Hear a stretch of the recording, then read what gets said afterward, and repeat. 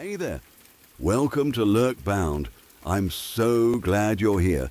There's something about the quiet parts of the world, the places people don't usually look, that holds the most chilling secrets. Tonight, I've put together a collection of true accounts that prove sometimes the things we fear aren't just in our heads. They're out there, waiting in the silence. I'm always curious to see how far these stories travel, so definitely let me know in the comments where you're listening from tonight. And if you're a fan of these kinds of stories, feel free to like the video and subscribe to the channel. It's the best way to support what I do here. Now, make sure your doors are locked, settle in, and let's see what's lurking in the dark.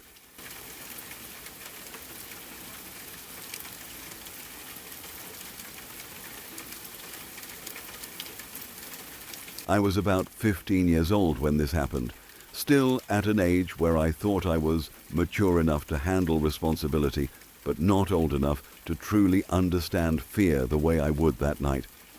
I was staying over at my aunt's house to babysit while she worked an overnight shift. It wasn't the first time I had done it, and I didn't think much of it at the time.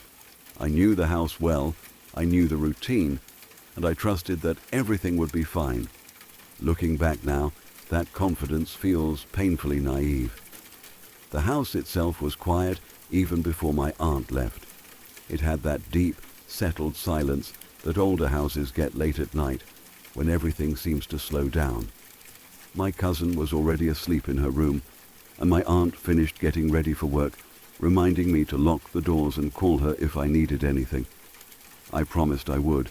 I watched her leave and made my rounds through the house just to be safe.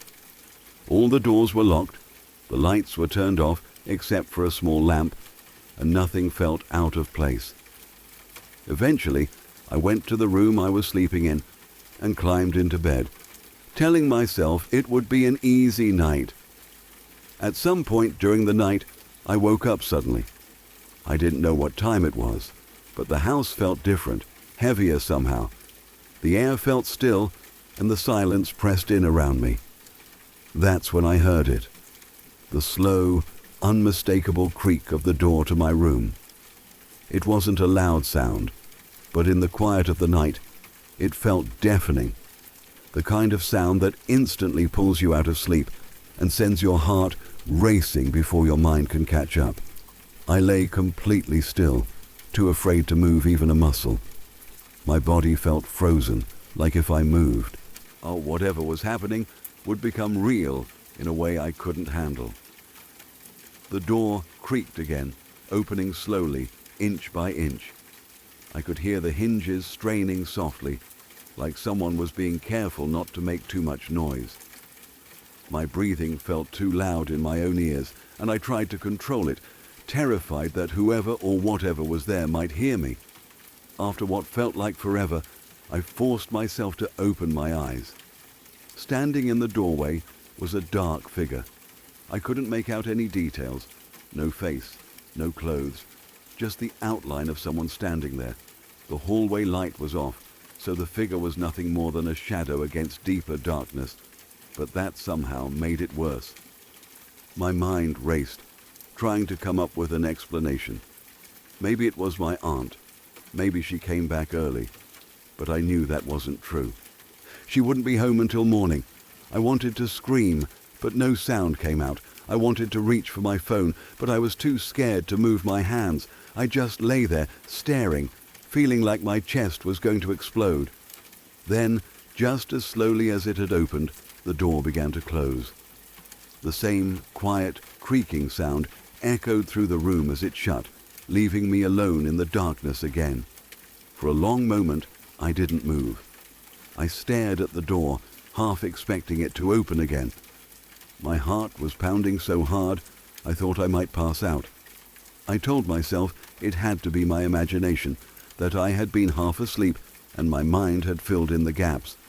Eventually, logic started to creep in, weak but comforting. If someone was really in the house, wouldn't they make more noise? Wouldn't something else be out of place? Still, I couldn't just lie there. I needed to be sure. Gathering what little courage I had, I slowly sat up and swung my legs over the side of the bed. The floor was cold under my feet, sending a shiver through my body. I listened carefully, straining to hear anything out of the ordinary, but the house was silent again. The first thing I did was check on my cousin. I crept down the hallway and gently pushed open her bedroom door. She was fast asleep, curled up under her blankets, breathing softly. Seeing her safe brought a small sense of relief, but it didn't erase the fear twisting in my stomach. If it wasn't her, then who had been standing in my doorway? I went back into the hallway and called out for my aunt, even though I knew she wasn't supposed to be home. Her name echoed softly through the house, unanswered. I called again, a little louder this time. I hoping against hope that I was wrong, and she was there. Still nothing. The silence that followed felt louder than any response could have. At this point, common sense should have told me to stay put, to lock myself in a room and call for help. But fear doesn't always lead to smart decisions. Instead, driven by a mix of panic and the need to understand what was happening, I decided to check the basement. Even now, I don't know why I did it. Maybe I thought I could prove to myself that nothing was there. Maybe I thought I could face whatever it was and make the fear go away. The basement door was at the end of the hallway. I stood there for a moment, my hand hovering over the light switch, my heart racing.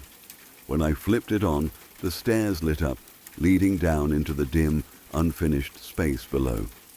The basement always gave me a bad feeling, even during the day. At night, it felt like something out of a horror movie. I started down the stairs slowly, each step creaking under my weight. The air grew colder the farther I went, and the smell of damp concrete filled my nose. I was about halfway down when I heard it. Someone cleared their throat. It was quiet, but clear enough that there was no mistaking it. It wasn't a noise the house could make on its own. It was human. In that instant, every horror movie I had ever seen flashed through my mind. All the cliches, all the warnings, all the stupid decisions characters make right before something terrible happens. And that's when it hit me. I realized I was being exactly like those characters. I was the stupid babysitter who hears a noise and goes to investigate alone. Fear exploded through me. I didn't scream. I didn't look around. I turned and ran. I flew up the stairs, nearly tripping over my own feet, slammed the basement door shut, and locked it without thinking. My hands were shaking so badly I could barely get the lock to turn. Once it was locked, I backed away, my heart pounding so hard it hurt. I grabbed my phone and locked myself in a room, staying there until morning. I didn't sleep at all. Every sound made me jump. I kept replaying the figure in the doorway, the sound of the door closing, the throat clearing in the basement. My mind filled in terrifying possibilities, each worse than the last. When my aunt came home the next morning, I told her everything. She took it seriously, checking the house and making sure everything was secure. At the time, we didn't find anything out of place. No doors open, no windows broken. It almost made me doubt myself all over again.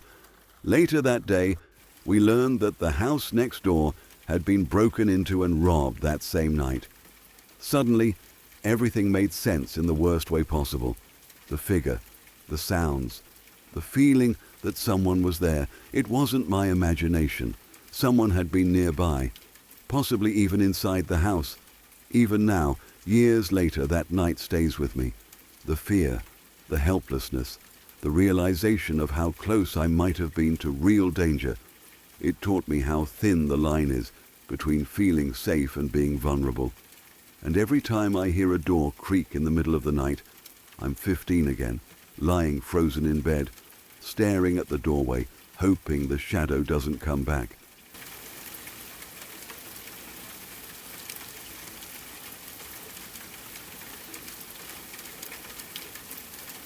My mum used to hang out with a woman everyone called La China.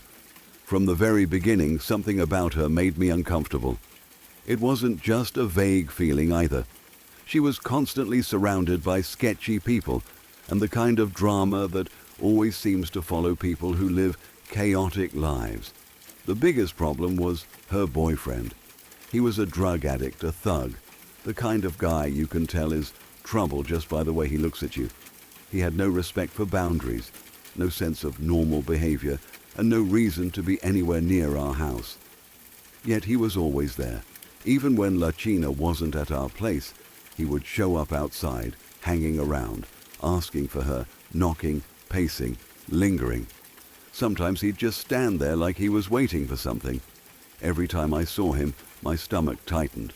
I didn't feel safe. Not even a little. I warned my mom over and over again. I told her straight up that Lachina was not trustworthy, that the people she associated with were dangerous, and that I didn't feel comfortable having her in our home. I told her that her boyfriend was bad news and that he was paying way too much attention to our house. I tried to explain that you don't just let people like that get familiar with your space. But my mom didn't listen. She brushed it off like I was being dramatic or judgmental. She defended Lachina, said she was just misunderstood, that her boyfriend was harmless, that nothing bad was going to happen. Every time I brought it up, it turned into an argument or got dismissed completely. Eventually I stopped trying, but that feeling of danger never went away. That night, I went to sleep with that same uneasy feeling sitting in the back of my mind. I don't remember falling asleep peacefully. I just remember waking up suddenly, in the middle of the night, unable to move. Sleep paralysis. If you've ever experienced it, you know how absolutely horrifying it is. Your mind wakes up, but your body doesn't. You're trapped inside yourself. You can't speak. You can't scream. You can't even lift a finger. You're aware of everything, but you're completely helpless. My bedroom door was slightly open, just enough to see the dark hallway beyond it. As I lay there, frozen, I noticed shadows moving outside my room. At first, I tried to convince myself it wasn't real, that it was just my brain misfiring, mixing dreams with reality like sleep paralysis is known to do. But the shadows weren't random. They moved with purpose. Slow, deliberate movement, like someone walking past my door and stopping. My heart was pounding so hard it felt like it was going to burst out of my chest. I tried to scream. Nothing came out. I tried to move. My body didn't respond. The fear was overwhelming. I felt trapped inside my own skin, watching something I couldn't escape from. The shadows shifted again, and in that moment, I was sure someone was in the house. Not a ghost, not a nightmare figure, a real person. At some point, I must have passed out again or slipped back into sleep. Everything blurred after that, but even as I slept, the terror didn't stop. I remember this intense feeling of being watched, like someone was standing near my bed, staring at me, not touching me, just watching. That feeling stayed with me the entire night. I don't remember seeing a face clearly, but I remember the presence, heavy, real, close. It was one of the worst nights of my life. Even when I wasn't fully awake, my body knew something was wrong. I never felt safe, not for a second. When morning finally came, I felt drained and shaken, like I hadn't rested at all. My mom was already home. The first thing she said to me wasn't, "Good morning." It wasn't, "Did you sleep okay?" She looked worried, tense, almost panicked. She asked me where my guitar and my PlayStation 2 were. She asked if I had taken them into my room. I hadn't. Those things were in the living room the night before. I remembered that clearly. I hadn't moved them. I hadn't even gone into the living room during the night. That's when everything clicked. Someone had broken into the house. Not just anyone. Lachina's boyfriend. He knew the layout of the house. He knew where things were. He knew when people would be asleep. He knew how to get in quietly. He stole my stuff, and at some point during that night, he had been standing in my room, watching me while I was paralyzed and unable to move. The shadows I saw weren't part of the sleep paralysis. They were real. The presence I felt wasn't imagined. It was him. Realizing that made my stomach turn. The fear I felt during the night suddenly made sense, and it was even worse knowing the truth. I wasn't just scared of something imaginary. I had been genuinely vulnerable, alone, and exposed to someone dangerous. That night could have gone so much worse. What hurt almost as much as the break-in itself was my mum's reaction afterward. She didn't cut La China off. She didn't end the friendship. She didn't fully acknowledge how serious it was. She didn't seem to care in the way a parent should when their child has been put in real danger. That betrayal stayed with me. The feeling that my safety mattered less than her friendship with someone who clearly brought harm into our lives. I moved out as soon as I possibly could. I didn't feel safe in that house anymore, not physically and not emotionally. I needed distance, space, and control over my own life. Over time, I stopped talking to my mom altogether. That decision wasn't made lightly, but it was necessary. Some things change how you see people forever. That night did that for me. It wasn't a ghost story. It wasn't something supernatural. It was something far more terrifying.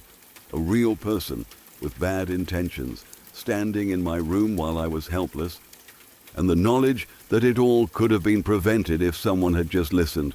Worst night of my life.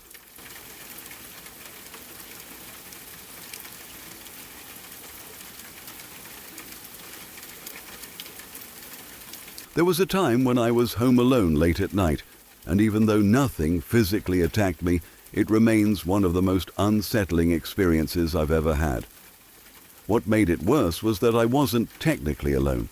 I had my roommate's dog and cat with me, and both of them reacted in a way I have never seen before or since. It was around midnight, not the dramatic kind of midnight where something already feels wrong, but a quiet, normal one. The apartment was calm, dimly lit, and still. My roommate wasn't home yet, and I had settled into my room, which was right off the living room. I remember feeling relaxed, just winding down like any other night. The dog was in her kennel in the living room, where she usually slept when my roommate wasn't around.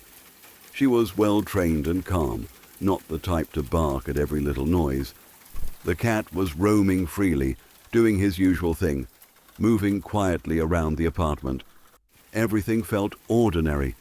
Then, without any warning, the dog started barking.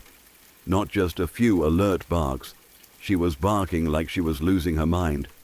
Deep, aggressive barking that echoed through the apartment. At first, I didn't think much of it. I assumed my roommates were coming home and she had heard them outside. That was normal for her. She'd bark excitedly whenever she thought they were arriving. But something felt off almost immediately. I realized I hadn't heard the door open. No keys, no footsteps, no voices. And the barking didn't stop. It didn't even slow down. If anything, it got worse. She wasn't barking in excitement. She was barking in warning. I sat there for a moment, listening, debating what to do. We had downstairs neighbors, and the last thing I wanted was a noise complaint at midnight. So I decided I'd go out into the living room and try to calm her down. As soon as I stood up and walked toward my bedroom door, something shifted. It's hard to explain the feeling without sounding dramatic, but it was like a heavy sense of dread dropped into my chest out of nowhere. My body reacted before my mind could catch up. I suddenly didn't want to open the door. Every instinct in me was telling me not to step out of my room. I paused with my hand near the door handle, listening to the dog bark and growl on the other side. The growling was low and deep, layered underneath the barking. It didn't sound playful. It sounded serious. I stood there longer than I want to admit, frozen between knowing I needed to go out there and feeling like I absolutely shouldn't. The dog wouldn't stop, though. The barking kept coming, relentless and sharp. So I opened the door. The moment I did, a wave of dread washed over me so strongly that I almost shut it again. It felt like stepping into a space that was suddenly wrong. The air felt heavier. The room felt smaller. My skin prickled and my stomach dropped. There was an immediate and overwhelming feeling that I should not look to my right. That part stands out more than anything else. It wasn't a thought I reasoned out. It wasn't fear of something I saw. It was a clear, instinctual warning that came from somewhere deep inside me. To my right was the coat closet and the stairs that led down to the apartment's front door. A completely normal, boring part of the apartment. But everything in me said not to look there, so I didn't. Instead, I focused on the dog. She was still in her kennel, but her posture had completely changed. Her chest was low to the ground, her muscles tense, her fur slightly raised along her spine. She wasn't moving much, just barking and growling without breaking eye contact with something I couldn't see. She was staring at the corner near the closet. Then I noticed the cat. The cat was off to the left side of the room, and he was acting just as strangely. His fur was puffed up, his tail was raised, and he was hissing. This was a cat who never hissed. Not at people, not at animals, not at anything. Seeing him like that immediately sent a spike of fear through me. What scared me the most was that both animals were focused on the same exact spot. Neither of them took their eyes off that corner, not even for a second, but their attention was locked onto something that I couldn't see, and they were reacting as if it was very real and very threatening. I tried to calm them down. I spoke softly to the dog, using her name, telling her it was okay. I told the cat to relax, trying to sound confident even though I didn't feel it at all. Nothing worked. The dog kept barking. The cat kept hissing. Neither of them responded to me the way they normally would. That's when I realized I couldn't avoid it anymore. I had to look. Slowly, reluctantly, I turned my head toward the corner near the coat closet. I expected to see something, a person, a shadow, anything. But the corner was empty, completely empty. Nothing out of place, nothing physically there. And yet, I was terrified of it.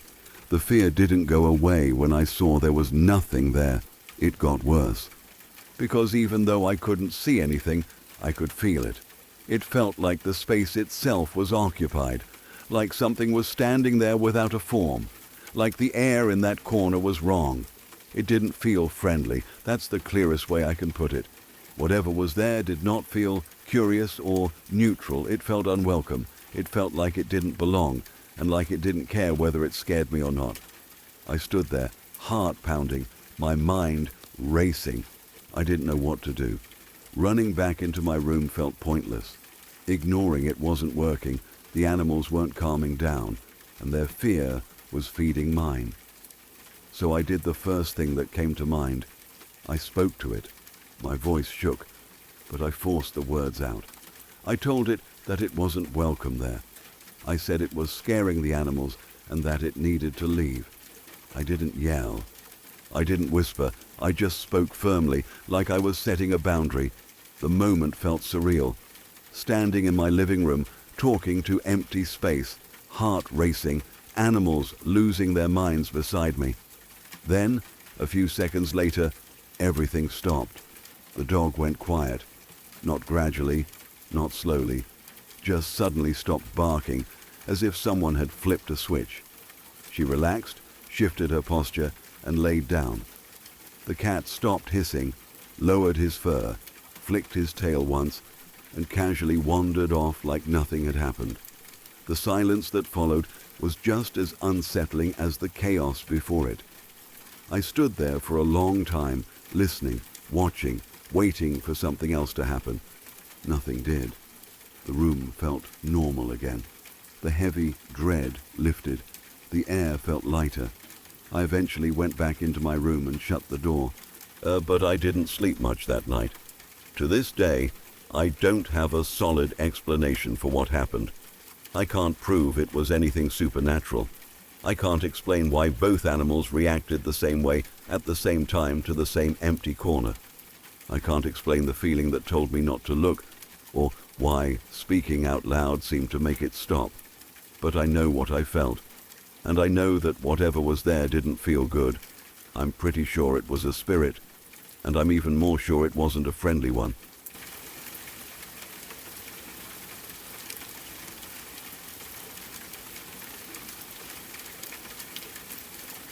I wasn't technically home alone, but it definitely felt that way. It was one of those nights where everyone else in the house had gone to bed early, the kind of night that makes the whole place feel hollow and quiet in a way it never does during the day. My family were all early risers, and by around 10 p.m. they had finished watching television and slowly disappeared to their rooms one by one. Doors closed, lights went off, and the house settled into its nighttime stillness. At that time in my life, back in high school, I was a serious night owl. I stayed up late almost every night, long after everyone else had fallen asleep. I'd sit in my room reading for hours, surrounded by stacks of books and empty bottles of Diet Lipton citrus green tea. I drank so much of that stuff, it was basically a personality trait.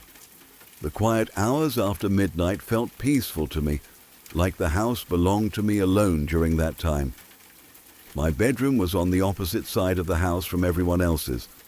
That meant that when I eventually got tired and needed to brush my teeth or use the bathroom, I had to walk through most of the house in complete darkness. Even though I'd done it countless times before, it was never something I liked.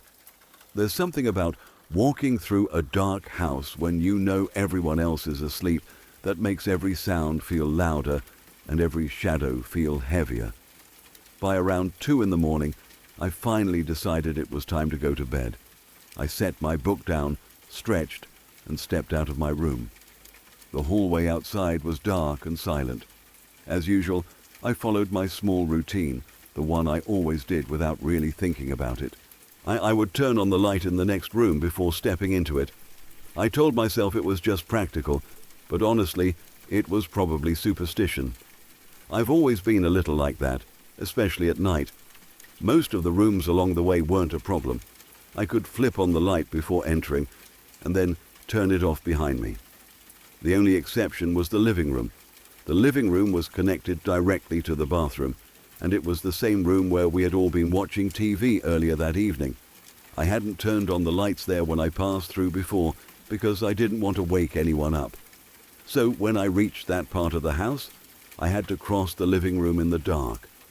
I remember pausing for a second at the edge of it, listening. The house was completely silent. No footsteps, no voices. Just the faint hum of appliances somewhere far away. I crossed the living room quickly and made it to the bathroom without anything unusual happening. I brushed my teeth like normal, staring at my tired reflection in the mirror. Everything felt fine. Ordinary. Boring even.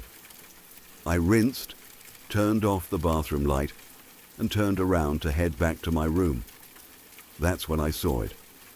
The living room, which had been dark and empty just minutes earlier, was now lit by a roaring fire in the fireplace. Not a small flame, not a gentle flicker, a full, loud, crackling fire.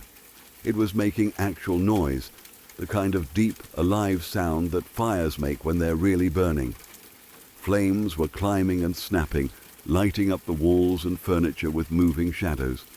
The orange glow filled the room so completely that it took me a second to process what I was seeing. I stood there frozen, toothbrush still in my hand, trying to understand how that was even possible. There had been no fire when I walked through the living room just a few minutes earlier. I would have noticed it instantly.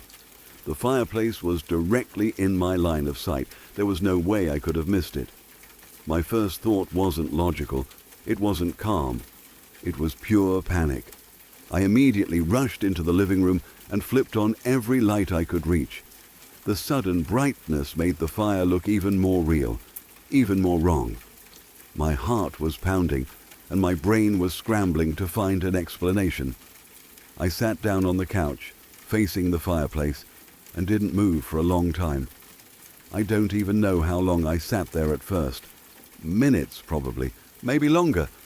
I remember feeling like I needed to watch it, like if I looked away something worse would happen. Part of me was half-jokingly convinced that if I stopped paying attention, something supernatural was going to step out of the flames. I kept telling myself to calm down. Fires don't just start themselves, there had to be a reason. But no matter how hard I tried to think logically, the fear wouldn't fully go away. Earlier that night, we had actually tried to light a fire.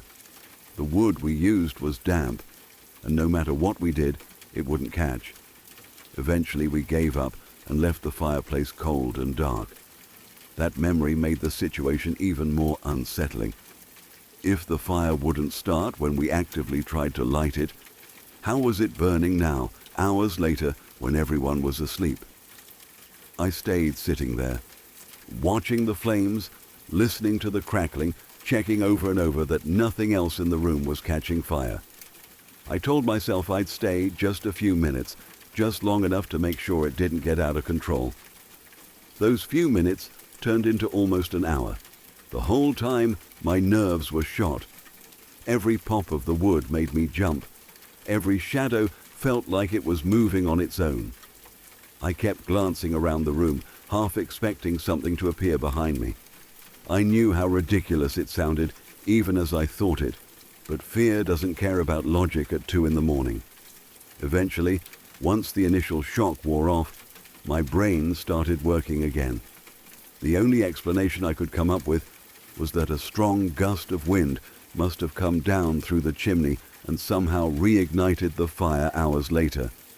It didn't feel likely, but it was better than any other explanation my imagination was offering. The fire eventually settled into a steady burn, no longer roaring quite as loudly.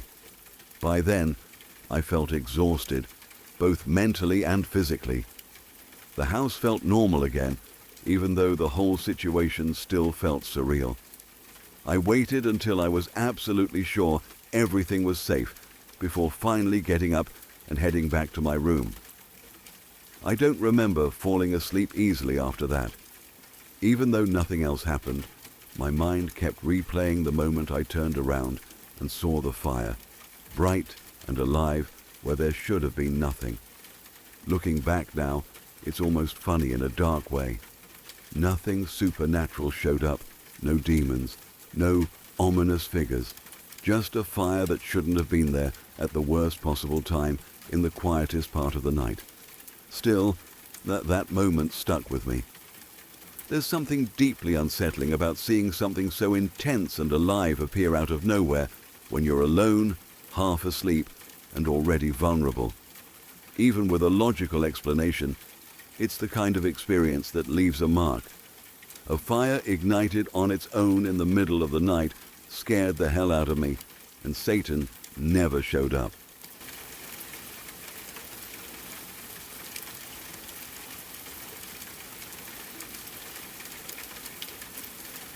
This is one of those experiences that never really leaves you, no matter how much time passes.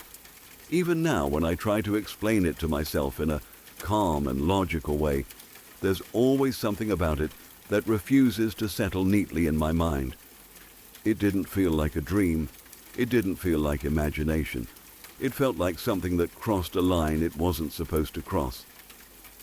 That night started quietly, almost peacefully, even though I was already feeling uneasy. I was in bed reading House of Leaves, which, if you've ever read it, is not exactly something you casually skim before going to sleep. It's one of those books that crawls into your head and rearranges the furniture. The story itself is about a strange house, one that shouldn't exist the way it does, about spaces that don't behave correctly, and about things living where they shouldn't be. The book has a way of making you feel watched even when nothing is there. It messes with your sense of space and safety. I remember lying there with the book open, the light on, fully aware that I was scaring myself. The kind of scared where you tell yourself you're being silly, but your body doesn't agree. My heart felt a little too fast, my thoughts a little too sharp. I kept reading anyway, telling myself I'd finish one more section, then another. Eventually, around midnight, I couldn't do it anymore. The tension had built up too much. I closed the book and set it aside, telling myself that I'd had enough for one night. I turned off the light and lay there in the dark, trying to calm my breathing and let my thoughts drift away from the book.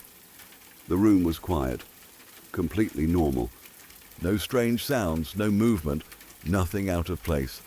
I eventually fell asleep. Then I woke up. I don't know what pulled me out of sleep, but it was sudden and violent. The sound came first. It was loud, sharp, and unmistakable.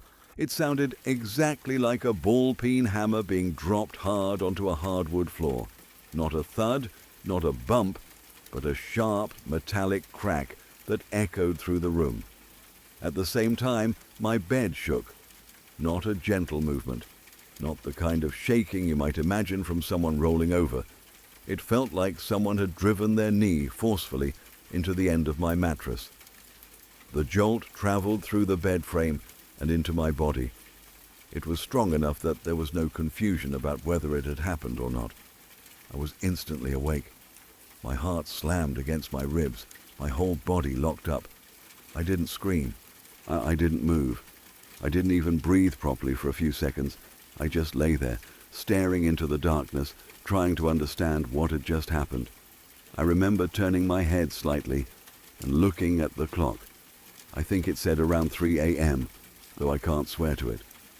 The exact time has faded a bit over the years, but the feeling hasn't. That heavy, sinking dread settled into my chest immediately. I was too scared to turn on the light. That's something that still surprises me when I think about it. Normally, flipping on the light is the first thing you do when something scares you, but I couldn't do it. It felt like turning on the light would somehow make things worse, like it would confirm something I wasn't ready to face. So I stayed completely still. I listened. I listened to my room the way you listen when you're trying to detect danger. Every small sound felt magnified. The hum of the house, the distant creaks that buildings make naturally, the faint rush of blood in my ears. I was waiting for something else to happen, for another sound, another movement. Nothing did. Time stretched out in a strange way. I don't know how long I lay there like that. Minutes, maybe longer. Eventually, my fear shifted slightly, turning into a tense, exhausted kind of alertness. I worked up the courage to reach for the light. When I turned it on, everything looked normal. The room was exactly the way I had left it. Nothing overturned, nothing broken, no signs of anyone being there. For a moment, I almost felt relief wash over me. I told myself that maybe it was a dream, and maybe my body had jolted awake and imagined the rest. Then I saw the wall. There was a small chip in it, near where the sound seemed to have come from. Just a small break in the paint, exposing the drywall underneath. It wasn't huge, but it was unmistakably new. I stared at it, trying to remember if it had been there before. It hadn't. I knew my room well. That mark didn't belong there. There was no obvious reason for it to exist. Nothing had fallen. Nothing had been moved. And yet there it was. I might have brushed the whole experience off if it had ended there. A strange noise, a weird mark, an unsettling night. But it didn't end there. After that night, things started to feel wrong in my room in a way that was hard to describe. Subtle at first. Easy to ignore if you didn't want to think about it. But once you noticed it, it was hard to unnotice. I began waking up in the middle of the night more often, sometimes for no clear reason, sometimes with that same heavy feeling in my chest.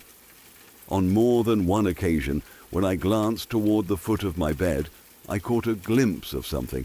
It looked like the top of a man's bald head, just for a split second, a shape where there shouldn't be one. As soon as my eyes focused properly, it would duck out of sight, like someone crouching down quickly. Every time it happened, my heart would race, and I'd sit up in bed, staring into the darkness. There was never anyone there. During the day, things weren't much better.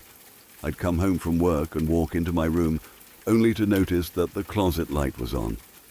I knew I hadn't left it on. I'm careful about that kind of thing. It happened more than once. Even worse, I noticed that the small door leading to the attic was sometimes open. The attic connects to my closet through a small access door. It's not something that opens easily on its own. You have to pull it open deliberately. I found it ajar several times. Each time I felt that same cold, sinking feeling in my stomach. I tried to come up with explanations. Maybe I forgot. Maybe someone else opened it. Maybe the house was settling. Maybe the latch was faulty. Every rational excuse felt thin, like paper stretched too far. That's when a more disturbing thought began to form in the back of my mind. What if someone was actually living in my house? The idea crept in slowly, and once it did, it refused to leave. It explained too much. The sounds, the lights, the attic door, the glimpses at night. It was terrifying in a very grounded, very real way. And yet, I didn't investigate. I know how that sounds. But fear doesn't always push you toward action. Sometimes it freezes you. Sometimes it convinces you that knowing for sure would be worse than not knowing at all. So I didn't check the attic. I didn't tear the house apart looking for signs. I didn't confront whatever might be there. I just lived with the unease, hoping that one day it would stop. Sometimes I joke about it, telling myself that maybe it's just something absurd, like Tom Waits haunting my room. Humor is easier than panic. Humor keeps the fear at arm's length. But deep down, there's still a part of me that listens carefully at night. A part of me that notices every sound. A part of me that still remembers the way my bed shook at 3 o'clock in the morning, and the sound of something heavy hitting the floor when nothing should have been there at all. And no matter how much time passes, I still don't know what really happened that night.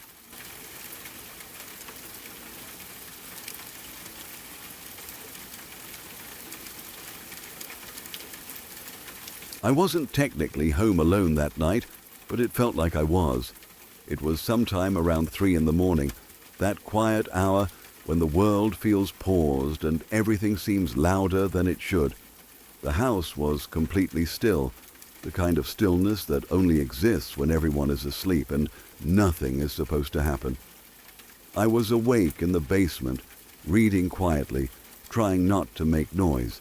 My brother was asleep nearby, and the rest of my family was spread throughout the house. For context, our house is tall and oddly divided. My brother and I sleep in the basement. My parents sleep on the 2nd floor. My aunt lives on the 3rd floor. On the 4th floor, we have tenants. Because of this setup, there are a lot of doors, staircases, and quiet spaces where sound can travel in strange ways. Well, one of those doors is the side door to the house, which is on the ground level and opens directly to the outside. My dad has always been extremely paranoid about that side door. He's the kind of person who will ask you to lock it, then check it himself 5 minutes later just to be sure. Growing up, I used to roll my eyes when he'd remind me. I thought he was being dramatic. We live in a quiet neighborhood. Nothing bad ever happens. Who would even try to break in here? That was my mindset at the time.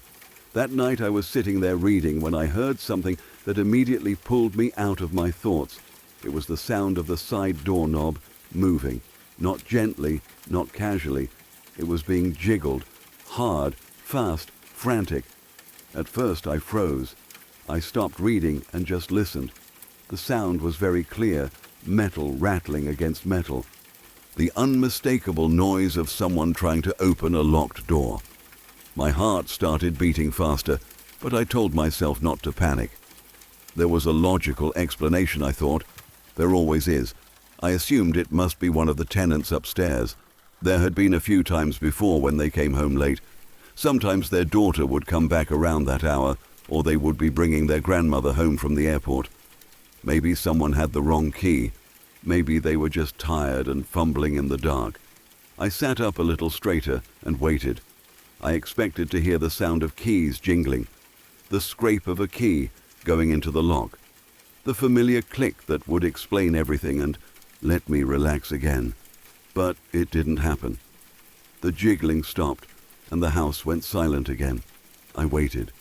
Maybe they were looking for their keys in a bag. Maybe they dropped them. Maybe they stepped away for a second. A minute passed, then two. Still nothing. That's when a small knot of unease formed in my stomach. I kept listening. 5 minutes went by, then 10. The silence felt heavier now. If it really had been someone who lived here, wouldn't they have figured it out by now? Wouldn't they have knocked or gone around to another entrance, or at least made some kind of noise?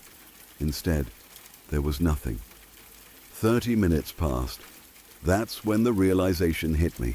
Slow and cold. Someone had tried that door. Not someone who lived in the house. Not someone with keys. Someone testing it. Someone hoping it would be unlocked. The idea settled into my chest like a weight. I imagined a stranger standing outside in the dark, quietly turning the knob, expecting it to open, expecting to be able to walk right in.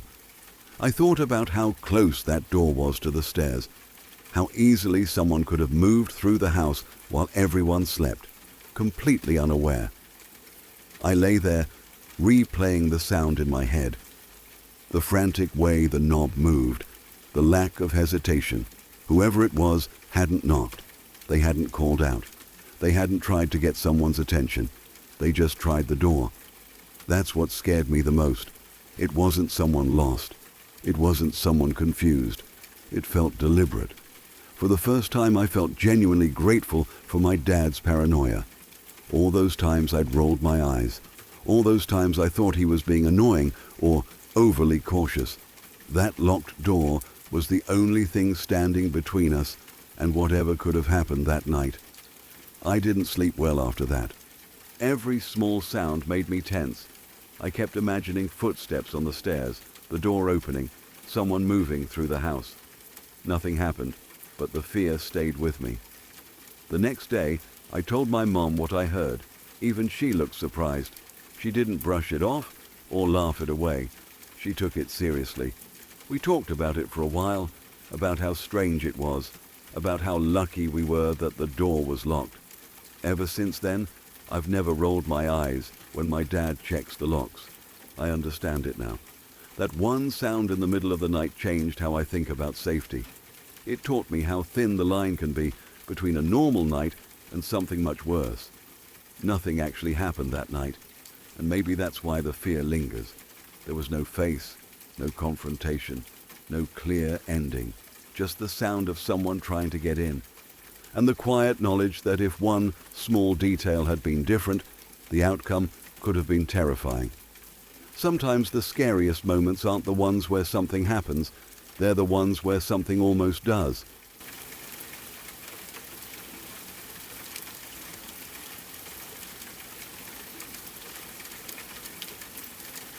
I've always believed in ghosts, not in a dramatic movie-style way, but in a quiet, personal way that comes from living in a place that never truly feels empty. From the moment I moved into this house, there was a sense that something else was there with me, not always obvious, not always loud, but present enough that I could never fully relax. Most of the time it was subtle, easy to ignore if I stayed busy or distracted. But every once in a while, something would happen that made it impossible to brush off. The most terrifying thing happened around 3 in the morning. I was dead asleep when it started. No bad dream, no gradual waking. I was pulled out of sleep by sound alone.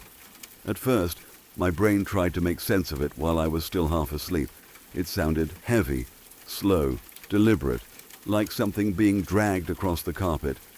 As I became more awake, the sound became clearer and my stomach dropped. It wasn't random noise. It wasn't the house settling. It sounded exactly like someone dragging their feet back and forth across my living room floor, not walking, not pacing, dragging, over and over again, like whoever or whatever it was didn't lift their feet at all. My bedroom door is right next to the front door, both opening into the living room. I always keep a lamp on out there at night, just enough light to make the place feel less dark. As I lay there, frozen in bed, I realized I could see movement under my door. A shadow. It slid back and forth beneath the door in time with the sound. Long, uneven, and slow. It wasn't sharp or clearly shaped, but it was unmistakably something moving. I could see it pass, then pass again, like someone pacing inches away from my door. My heart was pounding so hard I could feel it in my throat. I didn't want to move. I didn't want to breathe too loudly. Every instinct told me to stay exactly where I was, but at the same time, not knowing was unbearable. After what felt like forever, I forced myself out of bed. My legs felt weak as I reached for the door. My hand hovered over the handle for several seconds before I finally turned it and pulled the door open. There was nothing there. The living room was exactly as it should be. The lamp was on. The furniture hadn't moved. The carpet was undisturbed. No shadows, no sounds, nothing. Relief hit me for about half a second. Then I closed the door. As soon as I shut it and locked it, the sound started again. The dragging returned immediately, just as loud, just as slow, right outside my door. The shadow appeared again beneath the door, moving back and forth like nothing had interrupted it at all. I don't know how to describe the fear that followed. It wasn't panic. It was worse than that. It was the kind of fear that sinks into your bones and makes you feel small and powerless. I knew there was nothing I could do. I couldn't call anyone. I couldn't confront it. I couldn't leave. So I stayed in bed. I kept the door locked and pulled the blankets up around me, staring at the door, watching the shadow move. The sound went on for nearly an hour, back and forth, never speeding up, never stopping long enough for me to relax, and then eventually it stopped. No final sound, no explanation, just silence. I didn't sleep after that. I stayed awake until morning, listening to every creak and shift of the house, waiting for it to start again. When the sun finally came up, I felt exhausted, shaken, and deeply unsettled. I wish I could say that was the only thing that ever happened. It wasn't. There have been mornings where I've woken up and walked into my kitchen to find every cabinet door open. Every single one. Upper cabinets, lower cabinets, all wide open like someone had gone through them carefully. On the counters, my dishes, pots and pans were stacked neatly from smallest to largest, not thrown around, not messy, organized. I live alone. No one else has keys. There's no logical reason for that to happen. Other times there have been strong smells in the house that shouldn't exist. Baby powder, specifically. Not faint, not imagined. Strong enough to notice immediately when I walk into a room. On more than one occasion, I've found what looks like baby powder sprinkled across my bathroom floor. The thing is, I don't own baby powder. I never have. I've also heard whispering at night. Not words I can understand, but quiet conversations, like two people talking softly in the living room. When I get up and go to check, the whispering stops instantly. The moment I leave and go back to my room, it starts again. Sometimes, in the room next to mine, I hear knocking. Slow, deliberate knocks on the wall right next to my bed. Not plumbing, not pipes. It's always the same wall, always at night, always just enough to make sure I notice. But the thing that bothers me the most is something that still happens every single day. Whenever I stand at the oven and cook dinner, something tugs the back of my shirt down, every time. At first, I thought I was imagining it. Maybe my shirt was catching on something, maybe it was static, maybe I was just on edge. But it kept happening. A clear, unmistakable pull, right at the back of my shirt near my shoulders, like someone gently but firmly tugging it downward. I tested it. I wore different shirts, loose ones, tight ones, long ones, short ones, even skin-tight shirts where there was nothing to grab. It didn't matter. The tug still came. Always when I stood at the oven. Always from behind. After a while, fear turned into exhaustion. Now, When it happens, I talk to it, not angrily, not screaming, just tired. I ask what it wants. I ask it to please stop. I tell it I'm just hungry and trying to make dinner, and that it's freaking me out. Sometimes it stops, sometimes it doesn't. I don't know what's in my house. I don't know why it does what it does. I don't know if it's trying to communicate or just exist, or if it even understands me at all. I just know that whatever it is, it's been here longer than I want to admit. And at this point, all I can do is live with it, set my boundaries out loud, and hope that whatever shares this space with me understands that I'm just trying to get through my days without being scared in my own home.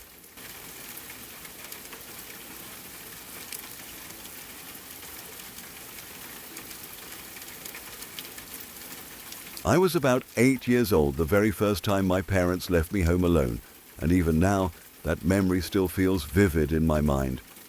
At that age, everything feels bigger, louder, and far more intense than it really is.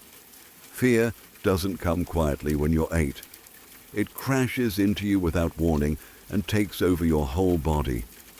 My family was only supposed to be gone for about an hour, maybe a little more.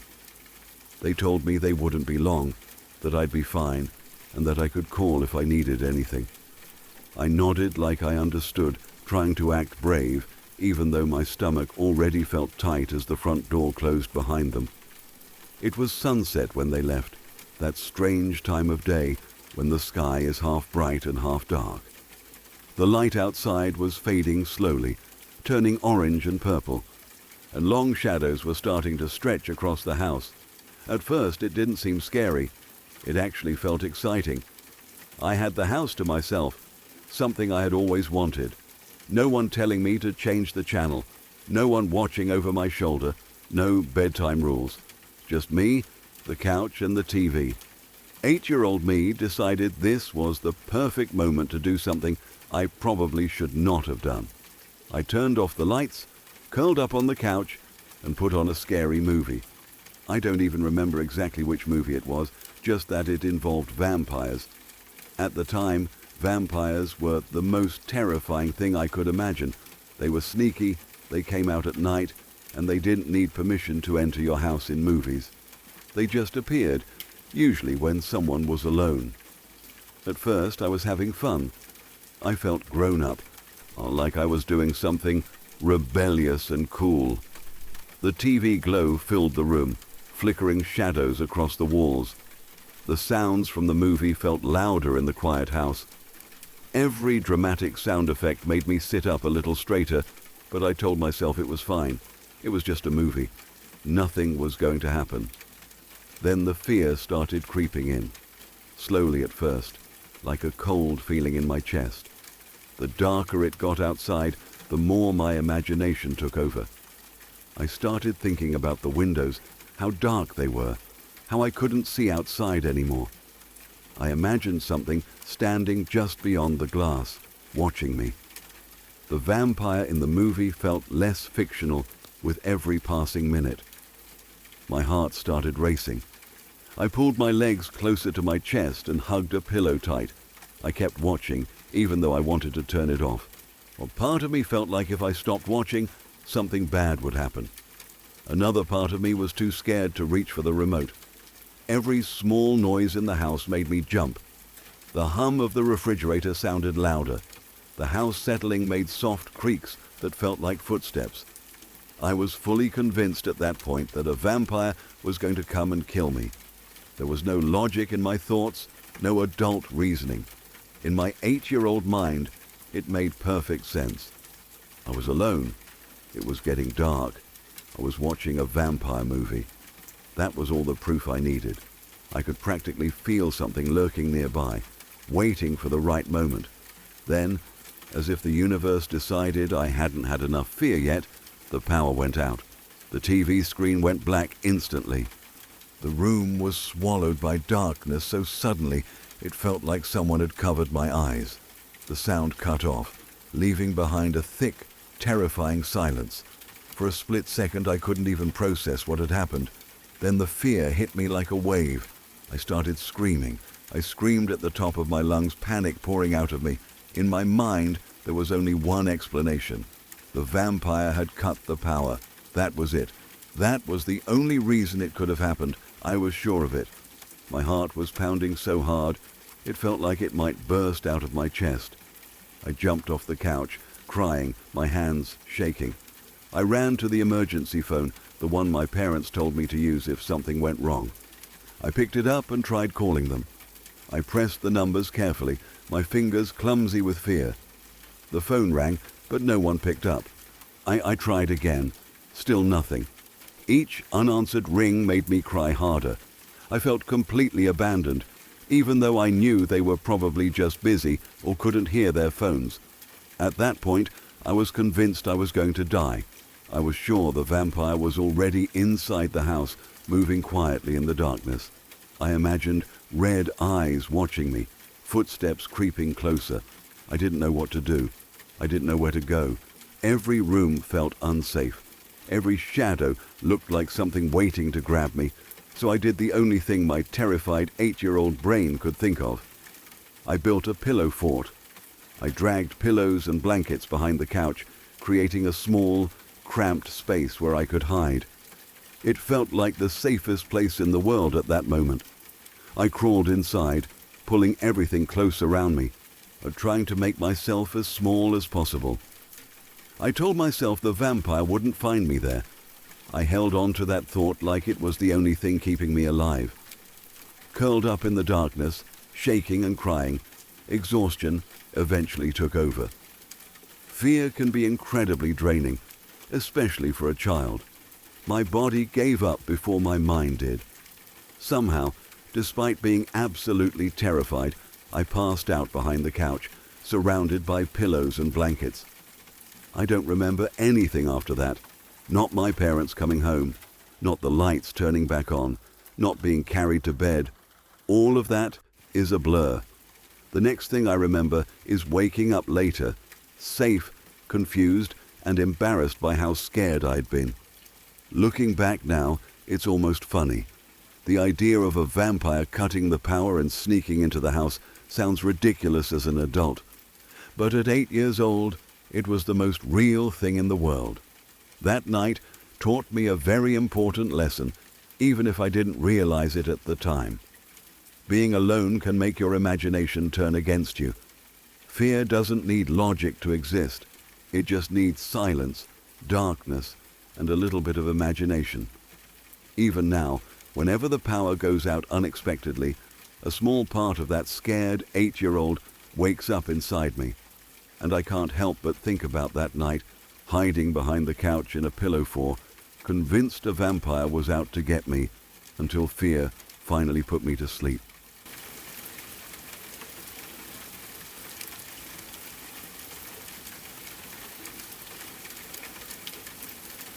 I am sorry for the interruption.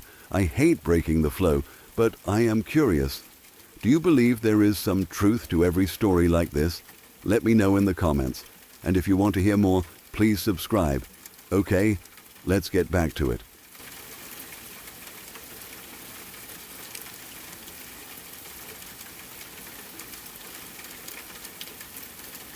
A couple of weeks ago, I was home by myself, or at least as close to alone as our house ever gets. My parents were both at work. One of my brothers doesn't live with us anymore, the other was also at work, and my younger sister was at a babysitter's house. The house felt unusually quiet, but not in a bad way at first. It was one of those afternoons where everything feels calm, almost peaceful, and you don't expect anything strange to happen. I was in my bedroom, headset on, playing online games with my friends. We were talking, joking around, fully absorbed in whatever game we were playing. When you're gaming like that, the rest of the world kind of fades away. You don't really notice time passing, and small noises in the house get drowned out by voices and sound effects. It felt like a normal day, nothing out of the ordinary. Then my phone started ringing. I glanced at it without much thought, assuming it was spam or a wrong number. The number wasn't saved in my contacts, but it also didn't say unknown or private. It was just a normal-looking number. That alone made me hesitate. If it had been marked as unknown, I probably would have ignored it without a second thought. But because it looked like a real number, my brain started trying to come up with reasons. Maybe it was work-related for one of my parents. Maybe it was a friend using a different phone. Maybe it was nothing at all. I didn't answer it. The call stopped ringing, and I shrugged it off. I went back to my game, laughing with my friends, trying not to think about it. About 5 minutes later, my phone buzzed again. This time, it was a voicemail notification. That made my stomach drop just a little. Most spam calls don't leave voicemails. Prank calls usually don't either, at least not ones that try to sound normal. I paused my game and took my headset off. I remember sitting there for a moment, staring at my phone, debating whether I should even listen to it. Something about the timing bothered me. I was home alone. The house was quiet. My parents wouldn't be back for hours. Still, I told myself I was overthinking it. It was probably just some weird, automated message or someone dialing the wrong number. I pressed play. At first, there was nothing but breathing. Heavy, slow breathing, like someone had the phone right up against their mouth or nose. It wasn't fast or panicked. It was deliberate, controlled. That alone made my skin crawl. Then, underneath the breathing, I heard a knocking sound, not loud but steady, like someone tapping on wood or a door. Then a voice spoke. It was deep, raspy, low in a way that didn't sound natural, like someone forcing their voice deeper than it should be. The words came slowly, almost playfully. "Oh, come on, you don't want to play with me?" I froze. For a second, I couldn't even process what I had just heard. My brain tried to reject it, like maybe I misheard the words, or maybe my mind was filling in the blanks. I replayed it. Same thing. The breathing, the knocking, the voice, the exact same sentence. My heart started racing. I felt that sudden, icy fear spread through my chest, the kind that makes your hands feel cold and your stomach twist. The worst part wasn't just what was said, it was how it was said. It didn't sound like a joke. It didn't sound rushed or nervous. It sounded calm, confident, like whoever left that message knew exactly what they were doing. I looked around my room as if someone might be standing there with me, even though I knew that didn't make sense. The house was still quiet, too quiet. Every small sound suddenly felt louder. The hum of electronics, the faint creak of the house settling, my own breathing. My mind immediately jumped to the knocking sound in the voicemail.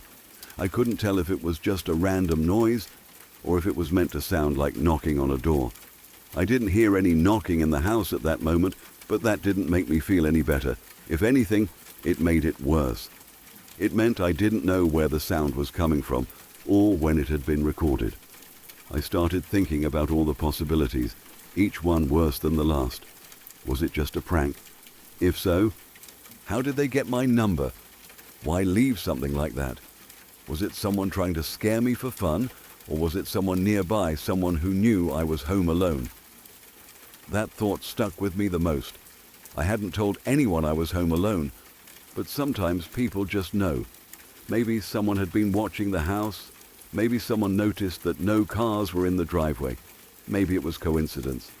But sitting there alone, with that voicemail playing in my head, it didn't feel like coincidence. I thought about calling 911. The idea crossed my mind more than once. But then another fear crept in. What if it really was just a prank? What if I called the police and it turned out to be nothing?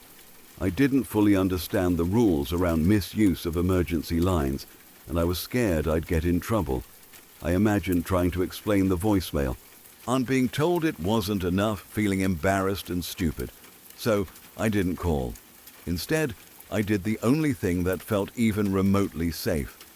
I locked my bedroom door. I checked it twice. I pushed a chair up against it, even though I knew it wouldn't do much. I stayed quiet. I didn't play my game anymore. I didn't put my headset back on. I just sat there, listening.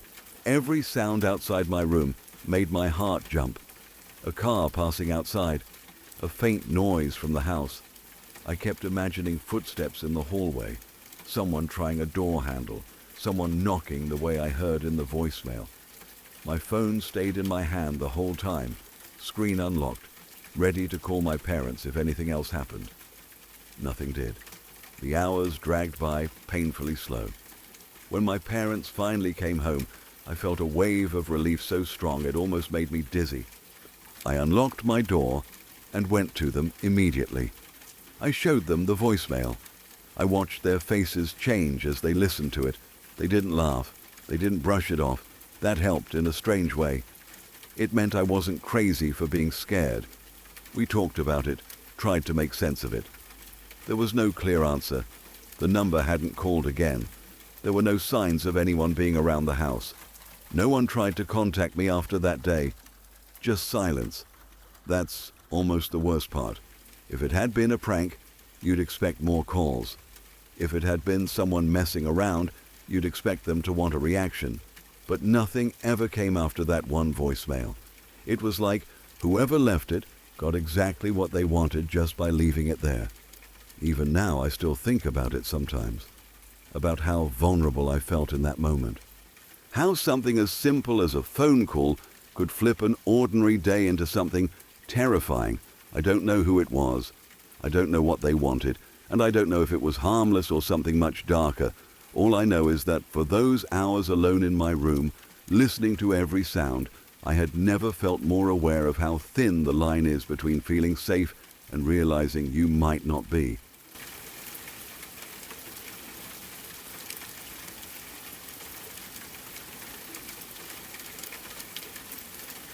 A few years ago, around 6 or 7 years back, my family was living in our previous home in Ohio.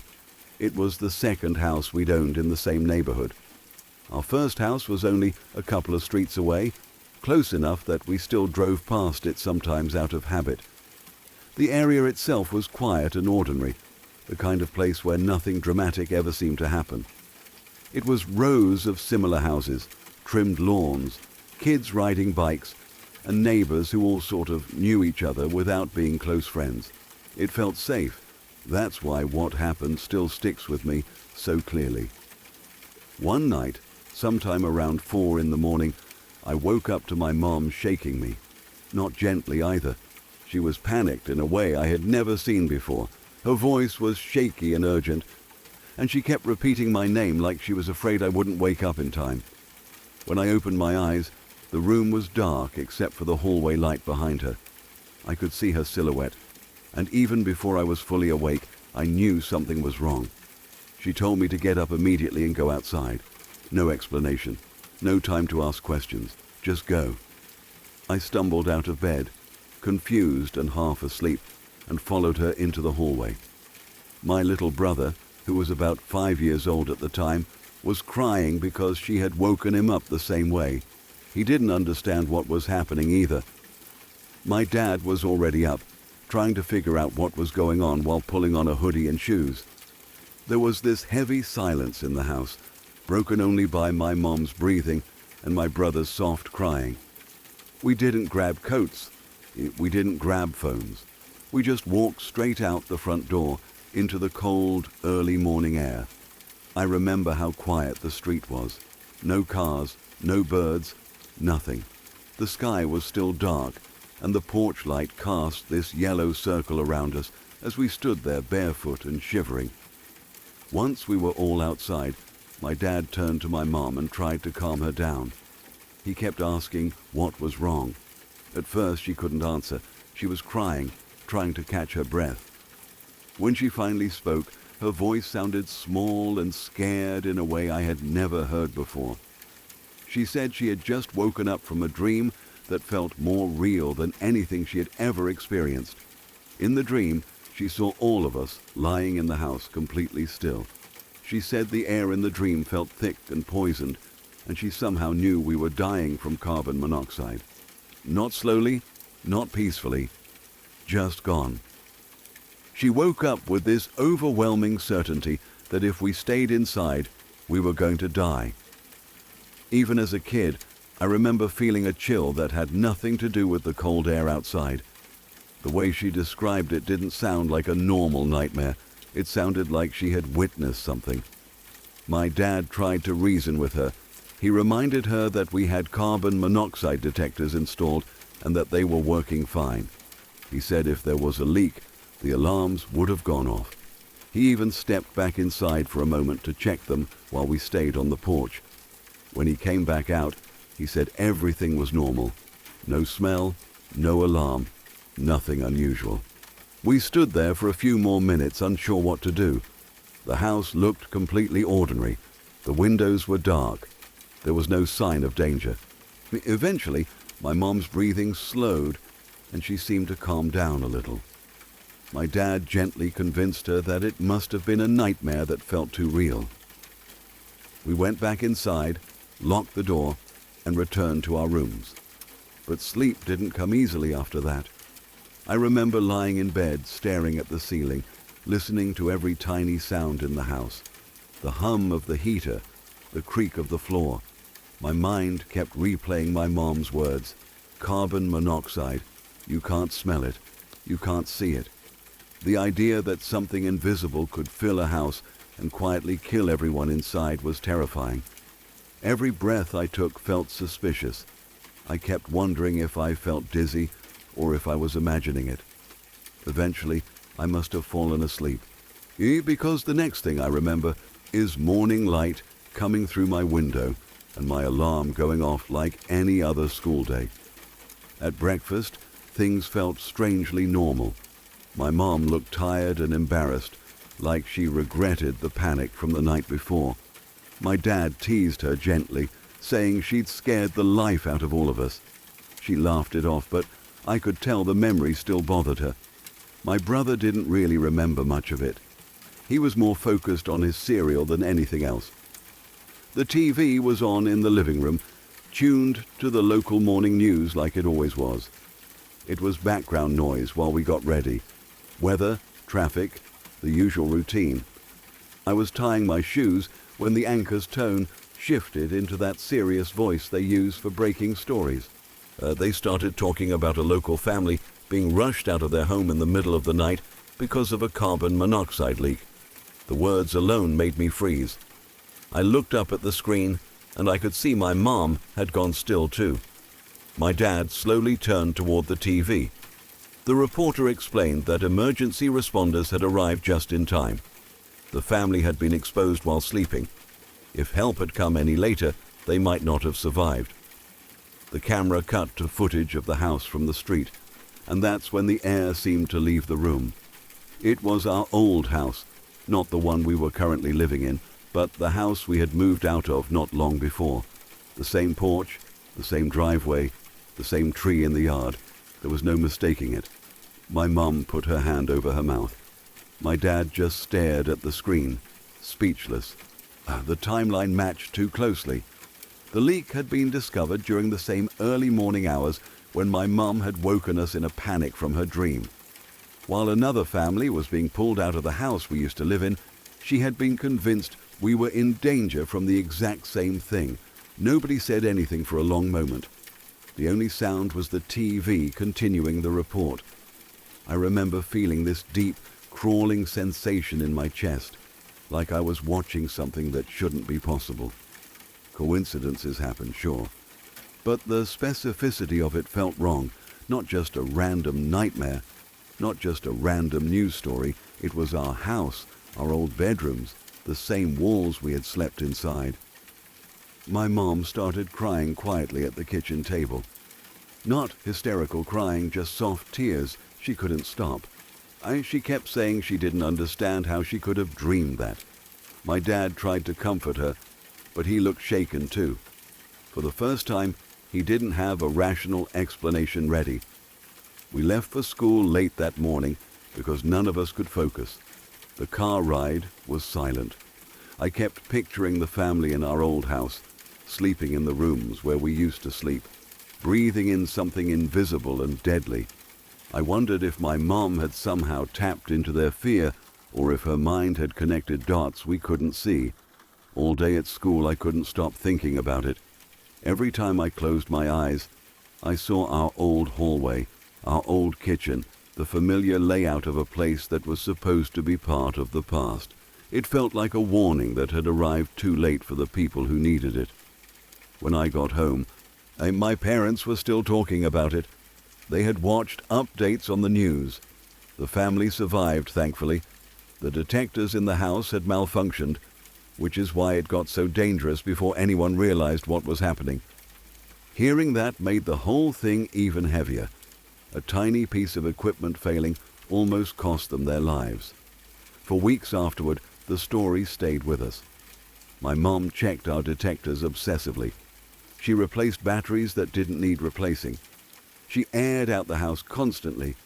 But more than fear, there was this lingering question none of us could answer. How did she know? She didn't claim it was psychic or supernatural. She just said the dream felt like a message. Not words, not a voice, just a certainty placed in her mind. She said she had never experienced anything like it before and never has since. It wasn't dramatic or glowing or mystical. It was simple and terrifying. Wake up or your family dies. As time passed, we talked about it less. Life moved on the way it always does. But every now and then, the memory comes back sharp and clear. The dark porch at 4 a.m, my mom's shaking hands, the TV screen showing a house we knew too well. I still don't know what to call it. Coincidence feels like too small a word. Premonition feels too big and unbelievable. Maybe the human brain is capable of connections we don't understand yet. Maybe fear travels in ways we can't measure. Or maybe sometimes the world lines up in a way that reminds you how thin the barrier is between ordinary life and something we can't explain. All I know is that on the same night, another family almost died in a house we once called home. My mom woke up certain that danger was in the air. She dragged us outside and refused to ignore the feeling. And when the morning news confirmed what had happened, none of us looked at dreams the same way again.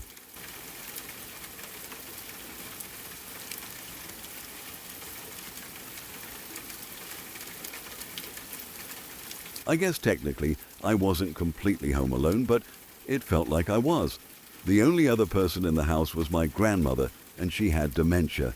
Anyone who has lived with someone like that understands what I mean when I say that, in many ways, you're still alone.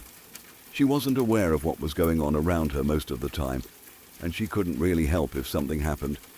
When I was a kid, I lived with my grandma for a while because my dad worked nights.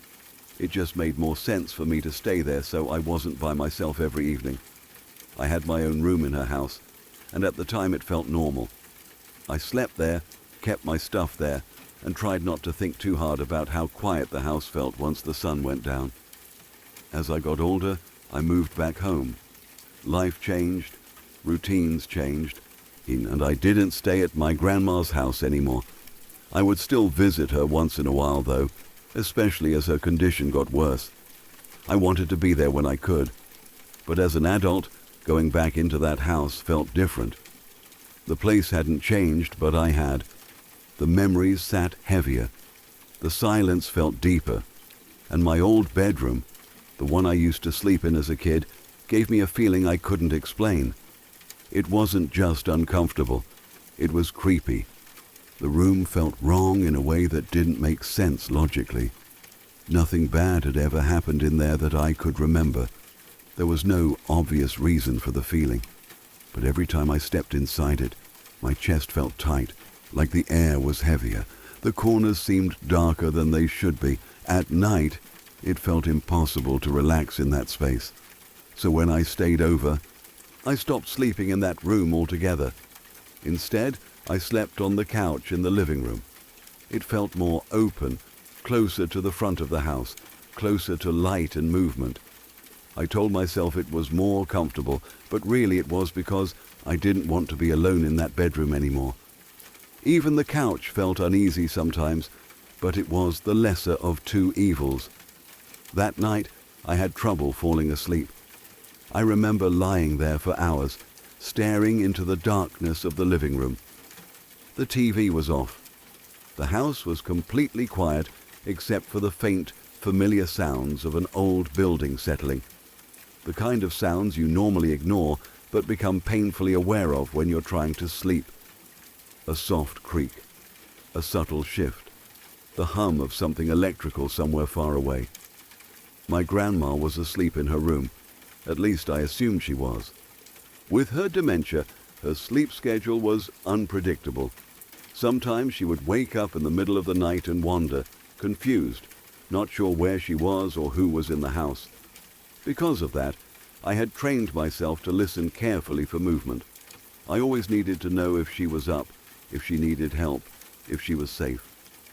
Around 4 a.m., I finally drifted into that strange half-sleep state.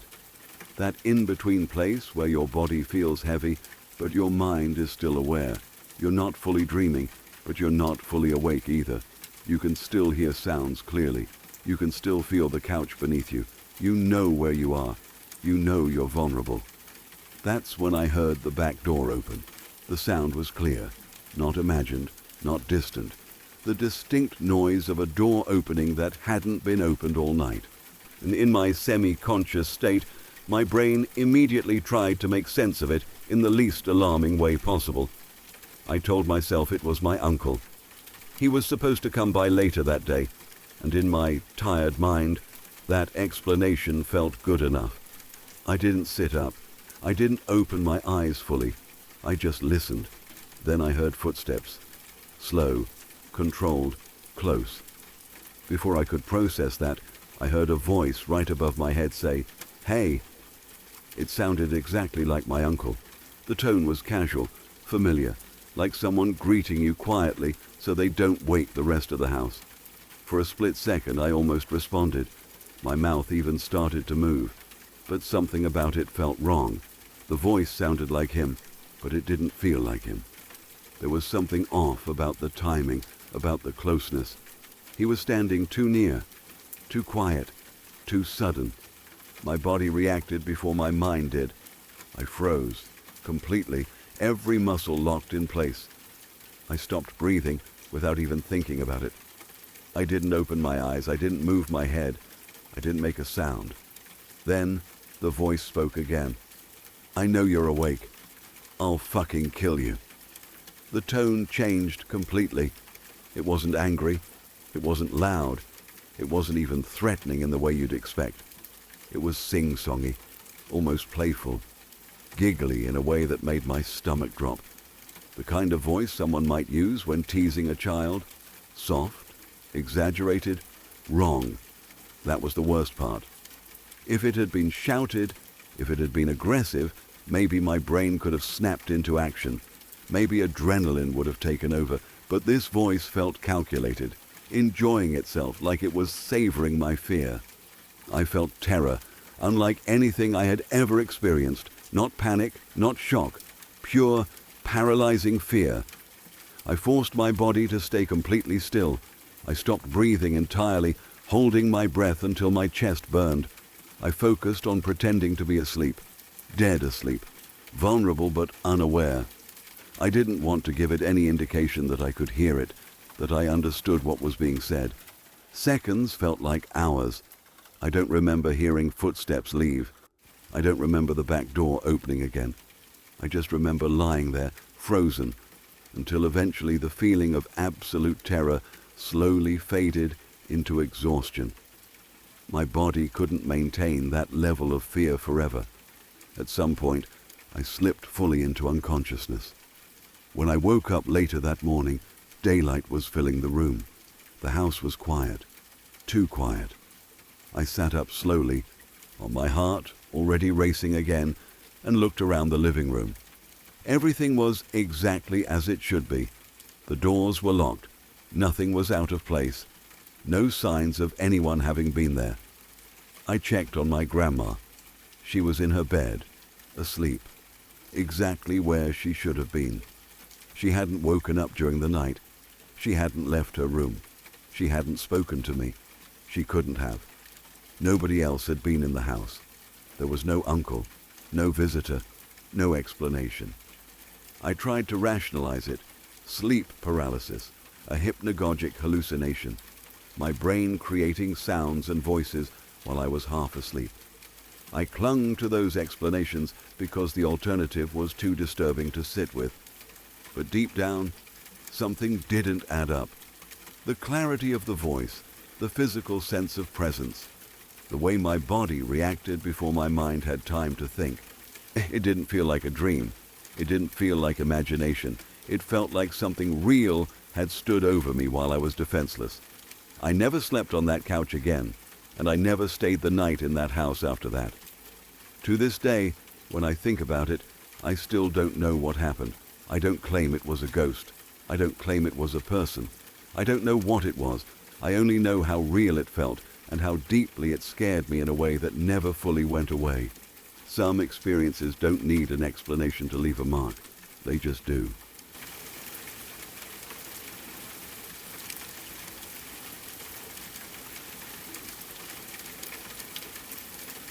I was staying at my aunt's house in Mexico one summer, the kind of visit that was supposed to be fun and relaxed.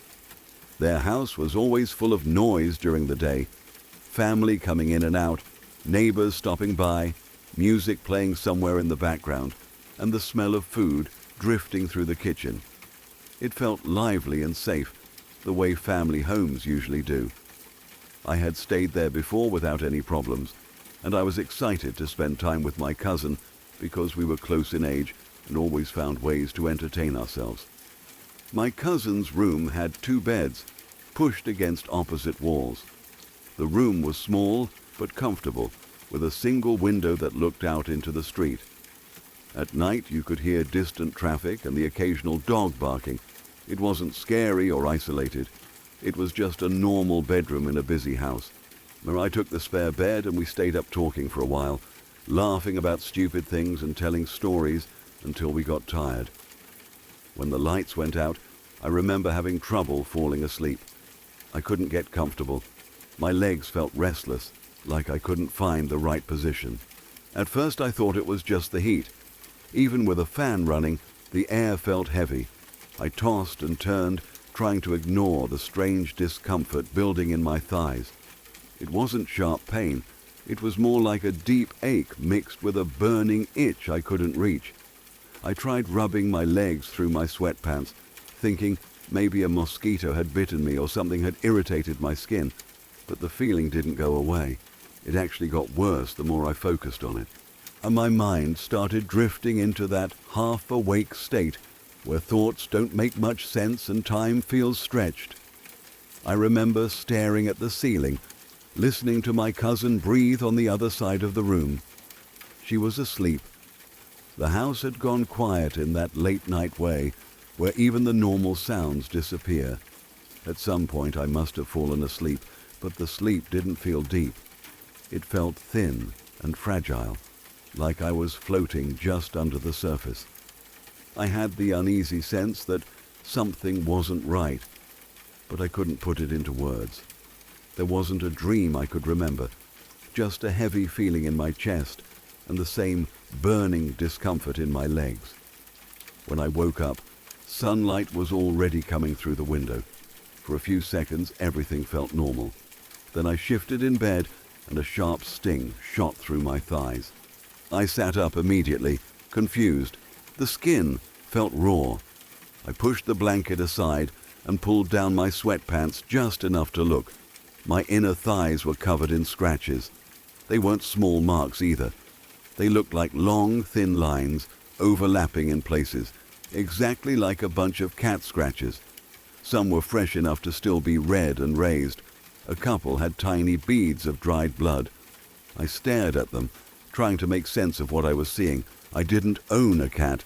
My aunt didn't have a cat. There wasn't anything sharp in the bed that I could remember. For a moment I wondered if I had done it to myself in my sleep. Maybe I had scratched my legs without realizing it, but the marks were too clean, too deliberate. They didn't look like random fingernail scratches. They looked like something had dragged across my skin again and again. I called for my aunt, my voice shaking more than I expected. She came into the room quickly, worried by the tone in my voice. When she saw my legs, her expression changed from concern to confusion. She knelt down and looked closely at the scratches, gently touching the skin around them. She asked me what happened. I told her I had no idea. I explained how my legs hurt during the night, but I thought it was just itching or cramps. I told her I hadn't woken up enough to see anything. My cousin was awake by then too, sitting on her bed and staring at me like I had grown another head. My aunt stripped the bed immediately. She checked the sheets, the mattress, the frame, everything. She ran her hands across the fabric looking for springs, broken wood, anything that could have caused cuts like that. There was nothing. The bed was smooth. The sheets weren't torn. There were no sharp objects hiding anywhere. While she was checking, she suddenly went quiet. She reached up and touched my neck. I hadn't even noticed anything there until she pointed it out. She turned my head gently toward the window light, and I saw her face go pale. There were bruises on my neck. They weren't huge, dark marks, but they were unmistakable. Faint, finger-shaped bruising, like someone had wrapped a hand around my throat. Seeing her reaction scared me more than the scratches. I ran to the mirror in the hallway and looked at myself. Against my skin, I could see the discoloration, subtle but real. My stomach dropped. I tried to replay the night in my head. I searched for any memory of waking up, of someone being in the room, of pressure on my throat. There was nothing. Just that restless, burning feeling in my legs and the sense of unease I couldn't explain. The blank space where memory should have been was the worst part. It felt like a piece of time had been erased. My aunt kept saying it didn't make sense. She looked at my cousin and asked if she had seen or heard anything. My cousin shook her head over and over, wide-eyed. She said she slept through the night. She didn't wake up once. The door to the room had been closed. The windows were locked. There was no sign that anyone had come in. The house was full of people. If someone had walked through the hallway, someone would have heard it. The floor creaked in certain spots. You couldn't sneak around silently, yet nothing had disturbed anyone. The rest of the day felt heavy and strange. My aunt cleaned the scratches and put ointment on them. She kept glancing at my neck like she couldn't stop thinking about it. I could tell she was trying to come up with a rational explanation, something she could say out loud to make it less frightening. Maybe I thrashed in my sleep. Maybe I had an allergic reaction and scratched myself without realizing. Maybe the bruises were from leaning awkwardly on something. But none of the explanations fit cleanly. I felt different in that house after that. Every shadow seemed deeper. Every sound at night made my heart jump. When bedtime came, I didn't want to sleep in that room again. I stayed awake as long as I could, listening to the house settle. My legs throbbed softly where the scratches were healing. My neck felt tender whenever I swallowed. Nothing else happened that night or the nights after. There were no new marks, no strange pain. But the fear didn't go away. It settled into me and stayed there. The room no longer felt like a normal bedroom. It felt like a place where something had crossed a line I didn't understand. I kept thinking about how vulnerable sleep makes you. You trust that when you close your eyes, the world will stay the same. You trust the walls around you, the people in the house, the simple safety of a locked door. Waking up with physical evidence that something had happened while you were unconscious shattered that trust. It made the night feel hostile. When I finally went home, I expected the fear to fade. Usually distance softens things, but even back in my own bed, I found myself waking up and checking my body, running my hands over my skin to make sure nothing new had appeared. Every itch made me tense. Every shadow in the room felt suspicious. I told a few people what happened, and the reactions were mixed. Some tried to explain it away immediately. Others got quiet and uncomfortable, like they didn't want to think about it too much. I don't blame them. It's the kind of story that sits wrong in your head. It doesn't resolve neatly. Over time, the scratches healed completely. The bruises faded in a few days. There's no physical proof left, just the memory and the feeling that something happened in that room that I can't name. I don't jump straight to supernatural conclusions. I don't claim to know what it was, but I know what I woke up to. I know what my skin looked like in the morning light. I know the fear in my aunt's face when she saw my neck. I rarely go back to that house now. When I do visit, I keep it short. I stay in the living room with everyone else. I don't wander the hallway alone. I never sleep there. The room still exists exactly as it did, unchanged, but in my mind, it's frozen in that moment. 2 beds, morning light, red scratches against skin. The scariest part isn't that something might have been in the room. It's the blank space in my memory, the missing hours. The idea that something could happen to your body while your mind is shut off, and you'd never know how or why. That kind of uncertainty sticks with you. It turns an ordinary night into a question that never really goes away.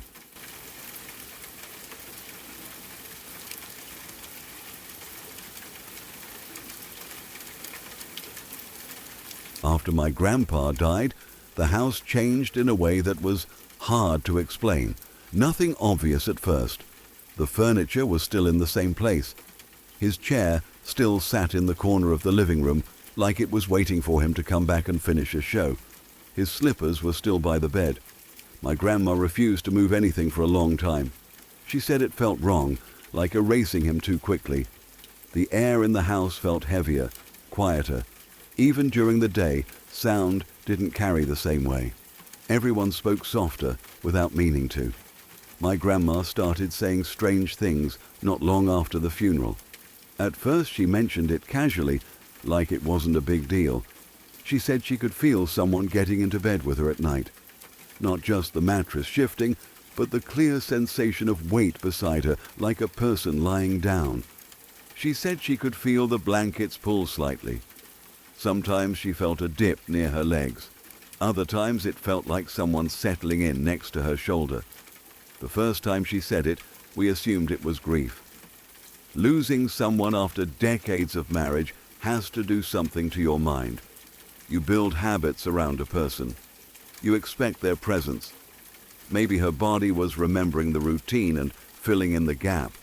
That's what everyone told themselves. Nobody said it cruelly. We just wanted a reason that made sense. But she kept bringing it up, nearly every night, she said. Always after she turned the lights off, always when the house was completely quiet. She didn't sound scared when she talked about it.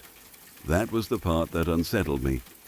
If anything, she sounded calm, comforted even, like she didn't think it was a bad thing. She would shrug and say, "He just doesn't want me to sleep alone yet." The rest of the family tried to laugh it off. Some rolled their eyes. Some changed the subject. Nobody wanted to encourage the idea. I didn't know what to think. I loved my grandma, but I also didn't believe in ghosts. I believed in grief, loneliness, and the strange ways the brain protects itself. That explanation felt safer. One night I was staying over because my parents were out of town and she didn't like being alone. I stretched out on the couch in the living room with the TV on low volume, trying to fall asleep to the noise. The living room connected to a narrow hallway that led straight to her bedroom. From where I was lying, I could see halfway down that hallway if I leaned up slightly. The house had a certain nighttime sound to it. Old houses settle and breathe. Pipes click, floors creak. I was used to those noises. They were part of the background. But sometime after midnight, I heard something that didn't blend in. Footsteps. Clear, measured steps on the hallway floor. At first I thought it was my grandma getting up to use the bathroom. The steps were slow and steady, not rushed.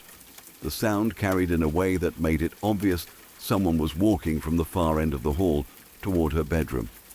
I waited to see her shadow pass through the dim light from the living room. Nothing appeared. The footsteps kept going. I pushed myself up on one elbow and stared directly into the hallway. The light from the TV flickered across the walls, enough that I would have seen a person. The hallway was empty, completely empty. But the sound didn't stop, step after step, like invisible feet pressing into the floorboards. My heart started beating faster, the way it does when your body reacts before your brain catches up. I told myself it had to be the house settling, maybe a neighbor outside, maybe the TV was creating an illusion. I held my breath and listened harder. The footsteps continued for what felt like a full minute, not pacing, not random creaks, a straight path like someone calmly walking the exact route my grandpa used to take every night when he went to bed. I knew that path by heart.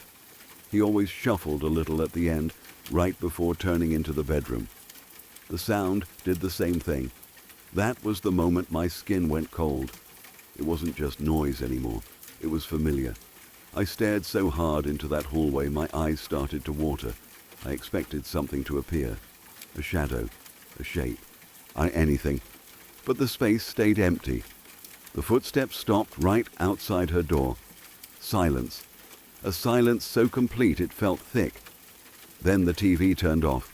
Not faded, not muted. It snapped to black in an instant. The sudden darkness swallowed the room. The only light left was the faint glow from the street lamp outside, filtering through the curtains. I didn't move. I didn't even blink. Every instinct screamed at me to run, but my body locked in place. I was afraid that if I moved, something would notice me. I listened for my grandma. I expected to hear her call out or shift in bed. The house stayed quiet. No footsteps returning. No door opening. Nothing. Just that deep, hollow silence pressing against my ears. I told myself the TV probably had a timer. Maybe I hit the remote in my sleep. Maybe the power flickered. I repeated those explanations over and over in my head like a chant. Each one felt thinner than the last. I lay there, staring into the dark hallway for what must have been an hour. My eyes kept inventing shapes in the shadows. Every tiny noise made my muscles tense. I didn't dare walk down that hall to check on her. I couldn't bring myself to step into the space where I'd heard those footsteps. Eventually, exhaustion pulled me under, but the sleep was shallow and restless. I woke up at the first hint of morning light, heart already racing like I'd been running. The hallway looked normal again. Just a narrow strip of carpet and closed doors, nothing waiting there. At breakfast, my grandma was in a good mood, calm, peaceful. She looked more rested than she had in weeks. I studied her face, trying to decide whether to say anything. Before I could, she smiled softly into her coffee and said, "He came in early last night. I felt him right away." The words settled in my stomach like a stone. I asked what she meant, trying to sound casual. She described the same thing she always did. The mattress dipping, the feeling of someone lying beside her. She said she slept better when it happened, like she wasn't alone anymore. I didn't tell her about the footsteps. I didn't tell anyone for a long time. Saying it out loud would have made it real in a way I wasn't ready for. I kept turning it over in my mind, trying to break it apart into logical pieces. Houses make sounds, electronics fail. Grief creates powerful illusions. Every explanation was possible. None of them erased the memory of those steps moving through an empty hallway. After that night, I paid more attention when I stayed over. Sometimes I thought I heard faint movement after midnight. Other nights the house was perfectly still. My grandma kept reporting the same sensation in her bed, always with the same calm acceptance.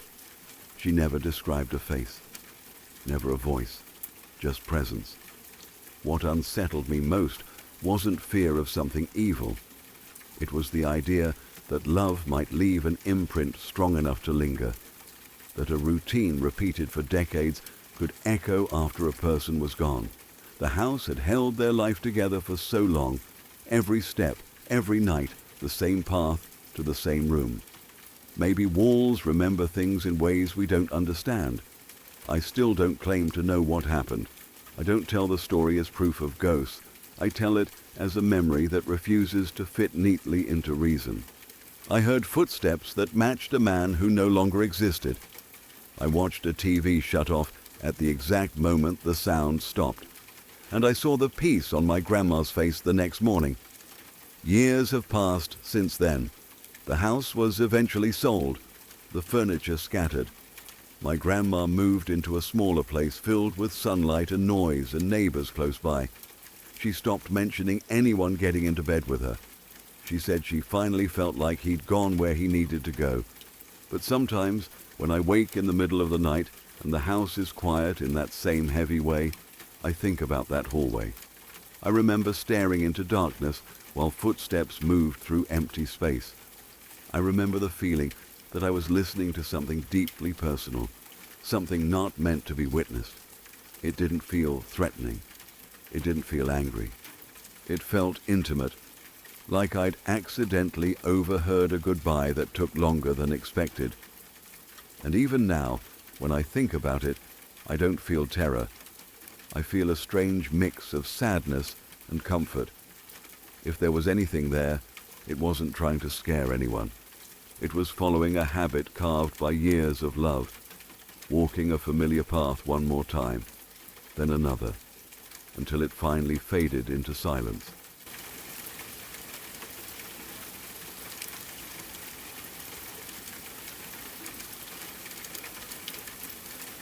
Growing up, the house always felt older than it looked.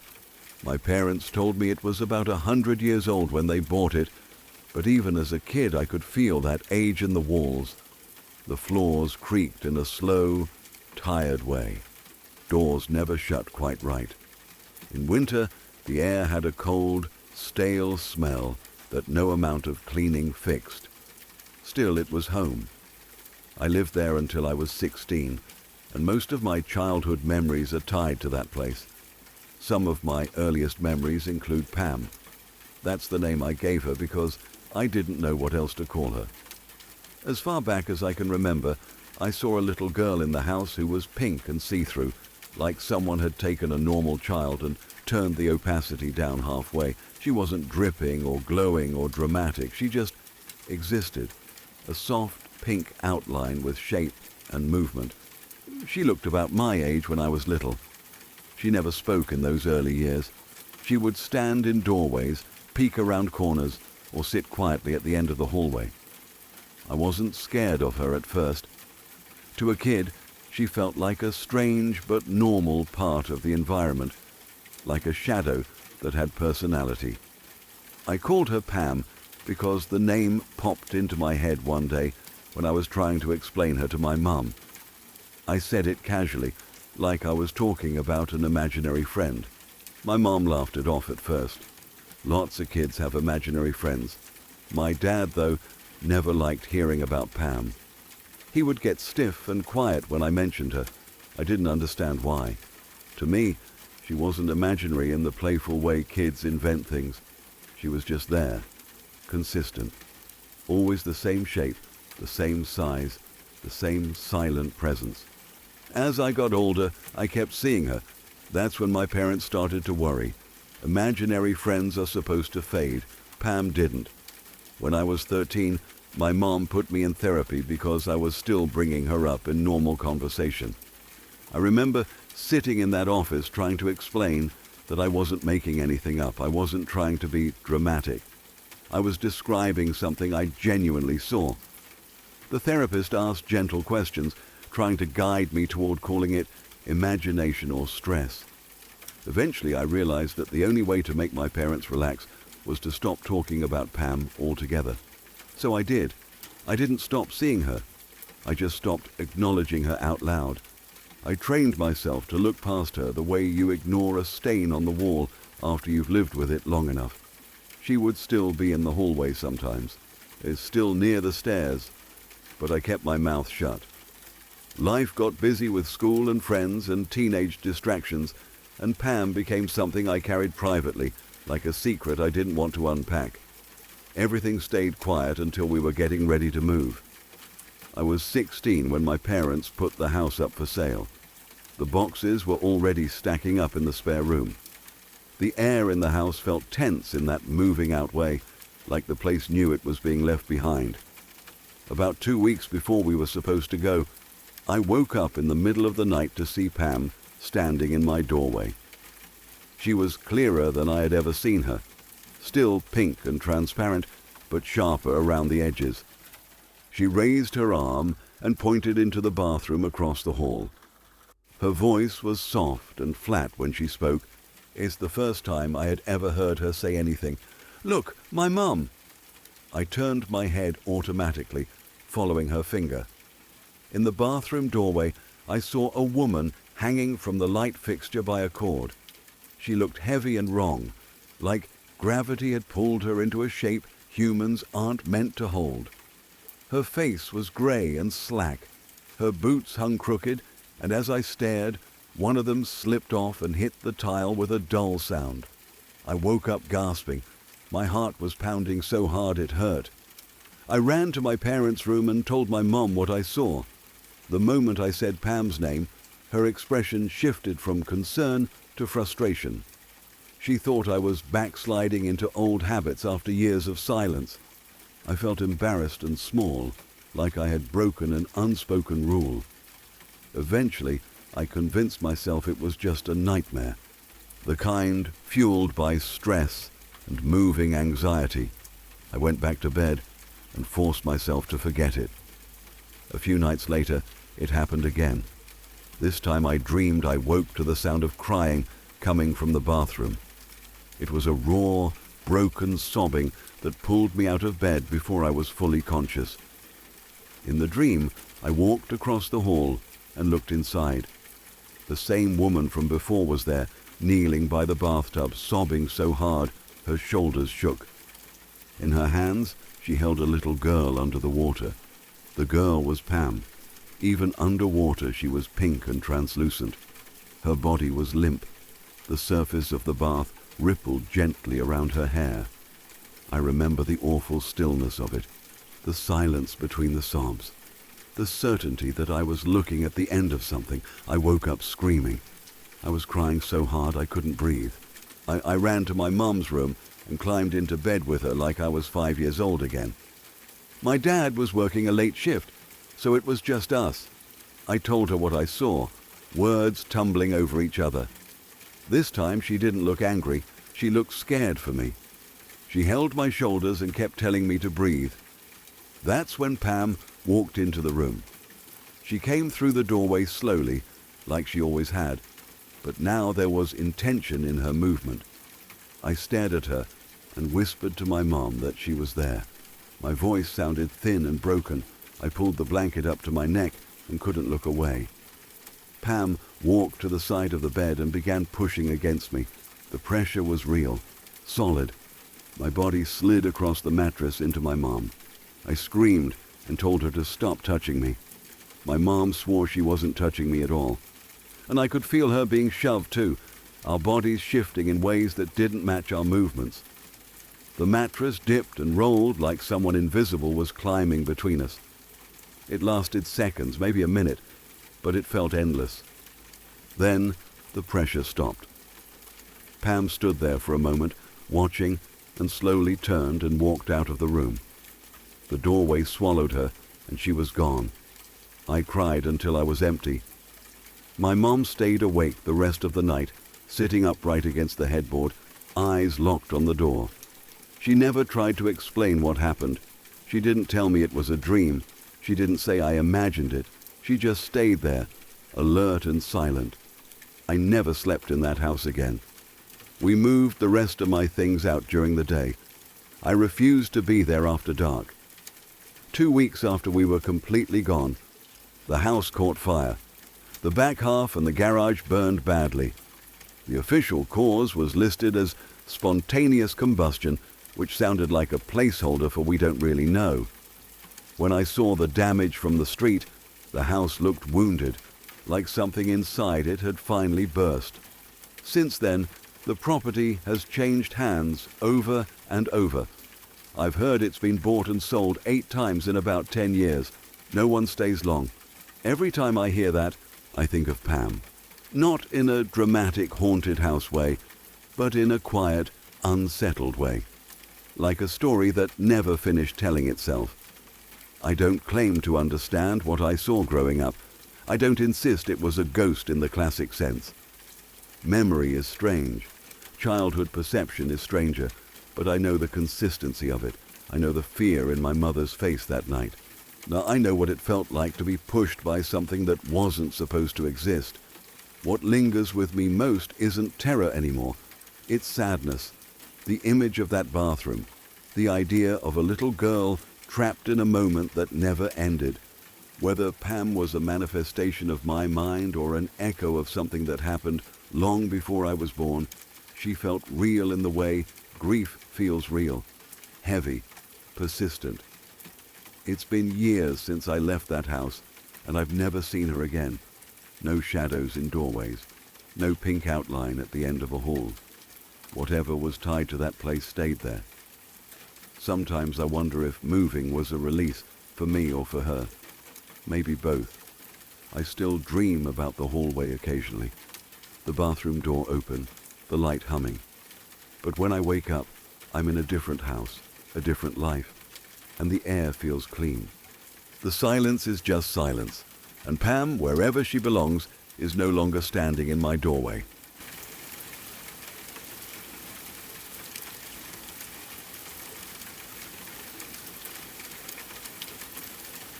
That sinking feeling people talk about, the one where you suddenly feel watched even when you can't see anyone, is something I never used to take seriously. I always thought it was just nerves or imagination running wild in the dark. I spend a lot of time outdoors. I hunt, I climb, I camp in places where most people would never choose to sleep. I'm comfortable in the wilderness, or at least I thought I was. One December morning changed the way I look at silence, fog, and that quiet instinct that tells you something isn't right. It was still pitch black when I started hiking in. I had left the truck well before sunrise, planning to reach a spot I'd used before, a little hidden nest I'd built off the beaten trail. The air was sharp and cold, the kind that burns the inside of your nose when you breathe too fast. Every step crunched softly over frozen ground. The forest felt empty in that pre-dawn hour, like everything living was holding its breath.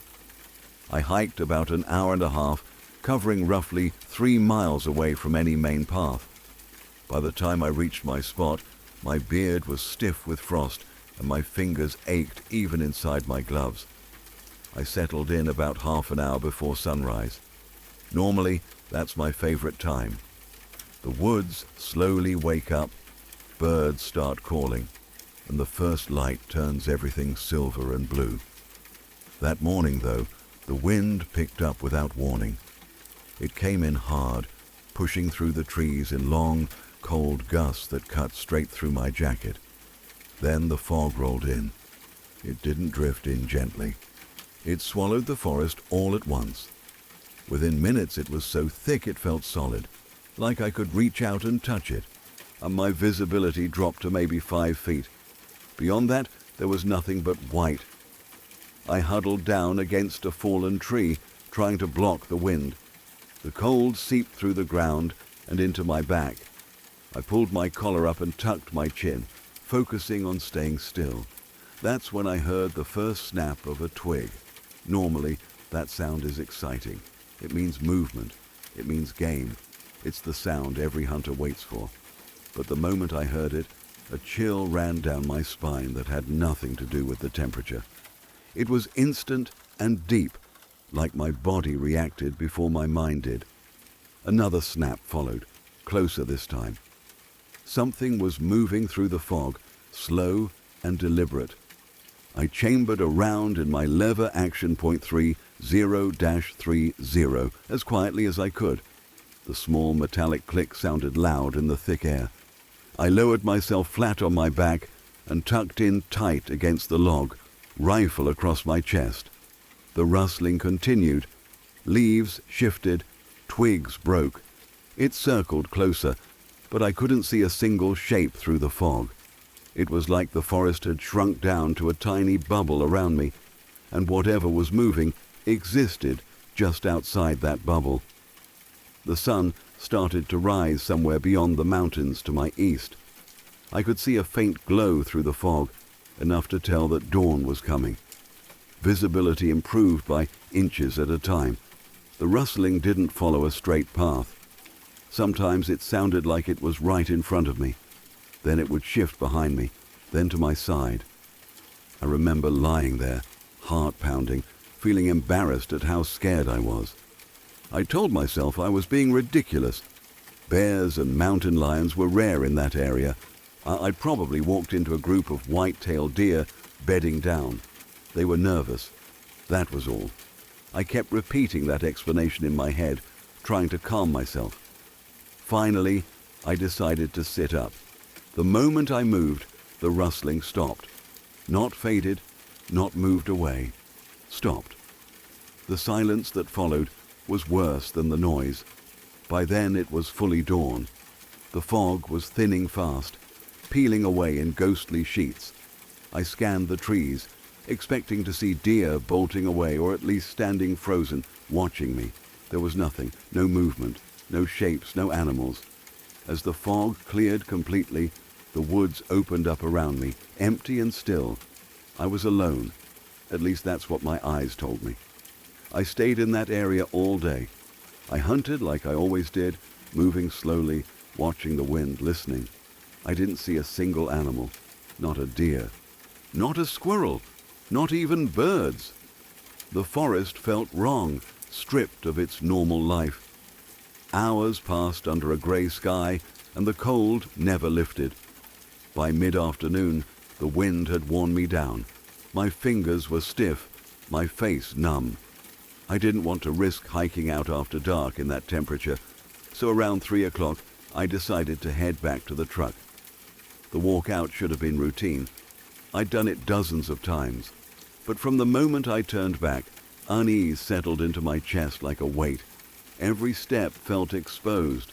Law says once you reach the main trail, you clear your rifle chamber. It's basic safety. That day I didn't do it. I kept the round chambered. I told myself it was because of the weather, because I was tired. The truth was simpler. I felt hunted. I would walk a short distance, then stop and listen. The woods stayed silent. No footsteps behind me, no snapping twigs. But the feeling didn't go away. It was the constant pressure of being watched. My shoulders stayed tight. I kept glancing over them, scanning the tree line. Each time I turned, I expected to see something standing there, just at the edge of sight. There was never anything, just trees and shadows and wind. The closer I got to the truck, the worse the tension became. Relief should have kicked in. Instead, my nerves stretched tighter, like a wire about to snap. I rounded the final bend in the trail, the one that opens up to the small clearing where I'd parked. My truck sat right where I left it, dusted with frost. For a split second, I felt the tension break. Then I saw it. About 100 feet from the truck, hanging from a tree at eye level, was a stuffed bear. It was dangling from a rope tied into a noose. Someone had dressed it in a blaze orange hunting jacket. The bright color burned against the dull winter forest. It swayed slightly in the wind, turning just enough to look like it was watching me. I stopped dead. My stomach dropped so fast it hurt. I'm a big guy. I've spent my life outdoors. I've handled injured animals, storms, accidents. I don't shake easily. But the sight of that bear hanging there hit me in a place I can't explain. It wasn't just creepy. It felt personal, like a message I didn't understand but wasn't meant to ignore. The forest was still silent. No voices, no footsteps, no sign of whoever put it there. The rope creaked softly as the bear twisted in the air. Its glass eyes caught the light and flashed. For a second, all I could think about was the morning. The fog, or the footsteps circling me. The certainty that something had been close enough to touch, but stayed hidden. I scanned the tree line again, slower this time. Every shadow looked deep enough to hold a person. I listened so hard my ears rang. Nothing moved. Nothing spoke. The only sound was the wind and that faint creak of rope. I walked to the truck without taking my eyes off the woods. Each step felt like I was turning my back on something that didn't want me to leave. I opened the door, slid inside, and locked it immediately. Only then did I let myself breathe. My hands were shaking on the steering wheel. As I drove away, the image of that hanging bear stayed burned into my mind. I kept checking the mirrors, half expecting to see someone step out onto the road behind me. No one ever did. The forest swallowed the clearing as I rounded the bend, and it was like the whole thing had never existed. I still go into the mountains. I still hunt, but I've never been able to shake the memory of that day. The feeling of being surrounded by something I couldn't see. The emptiness of the woods, and that bear, hanging there in bright orange like a warning. People like to joke about instincts, about that creeping sensation that someone unseen is watching. After that morning, I don't laugh at it anymore. Sometimes your body knows something your eyes can't prove. Sometimes the forest is trying to tell you that you are not alone, even when it looks empty. And sometimes, if you're lucky, you walk away without ever learning what was really standing just beyond the fog.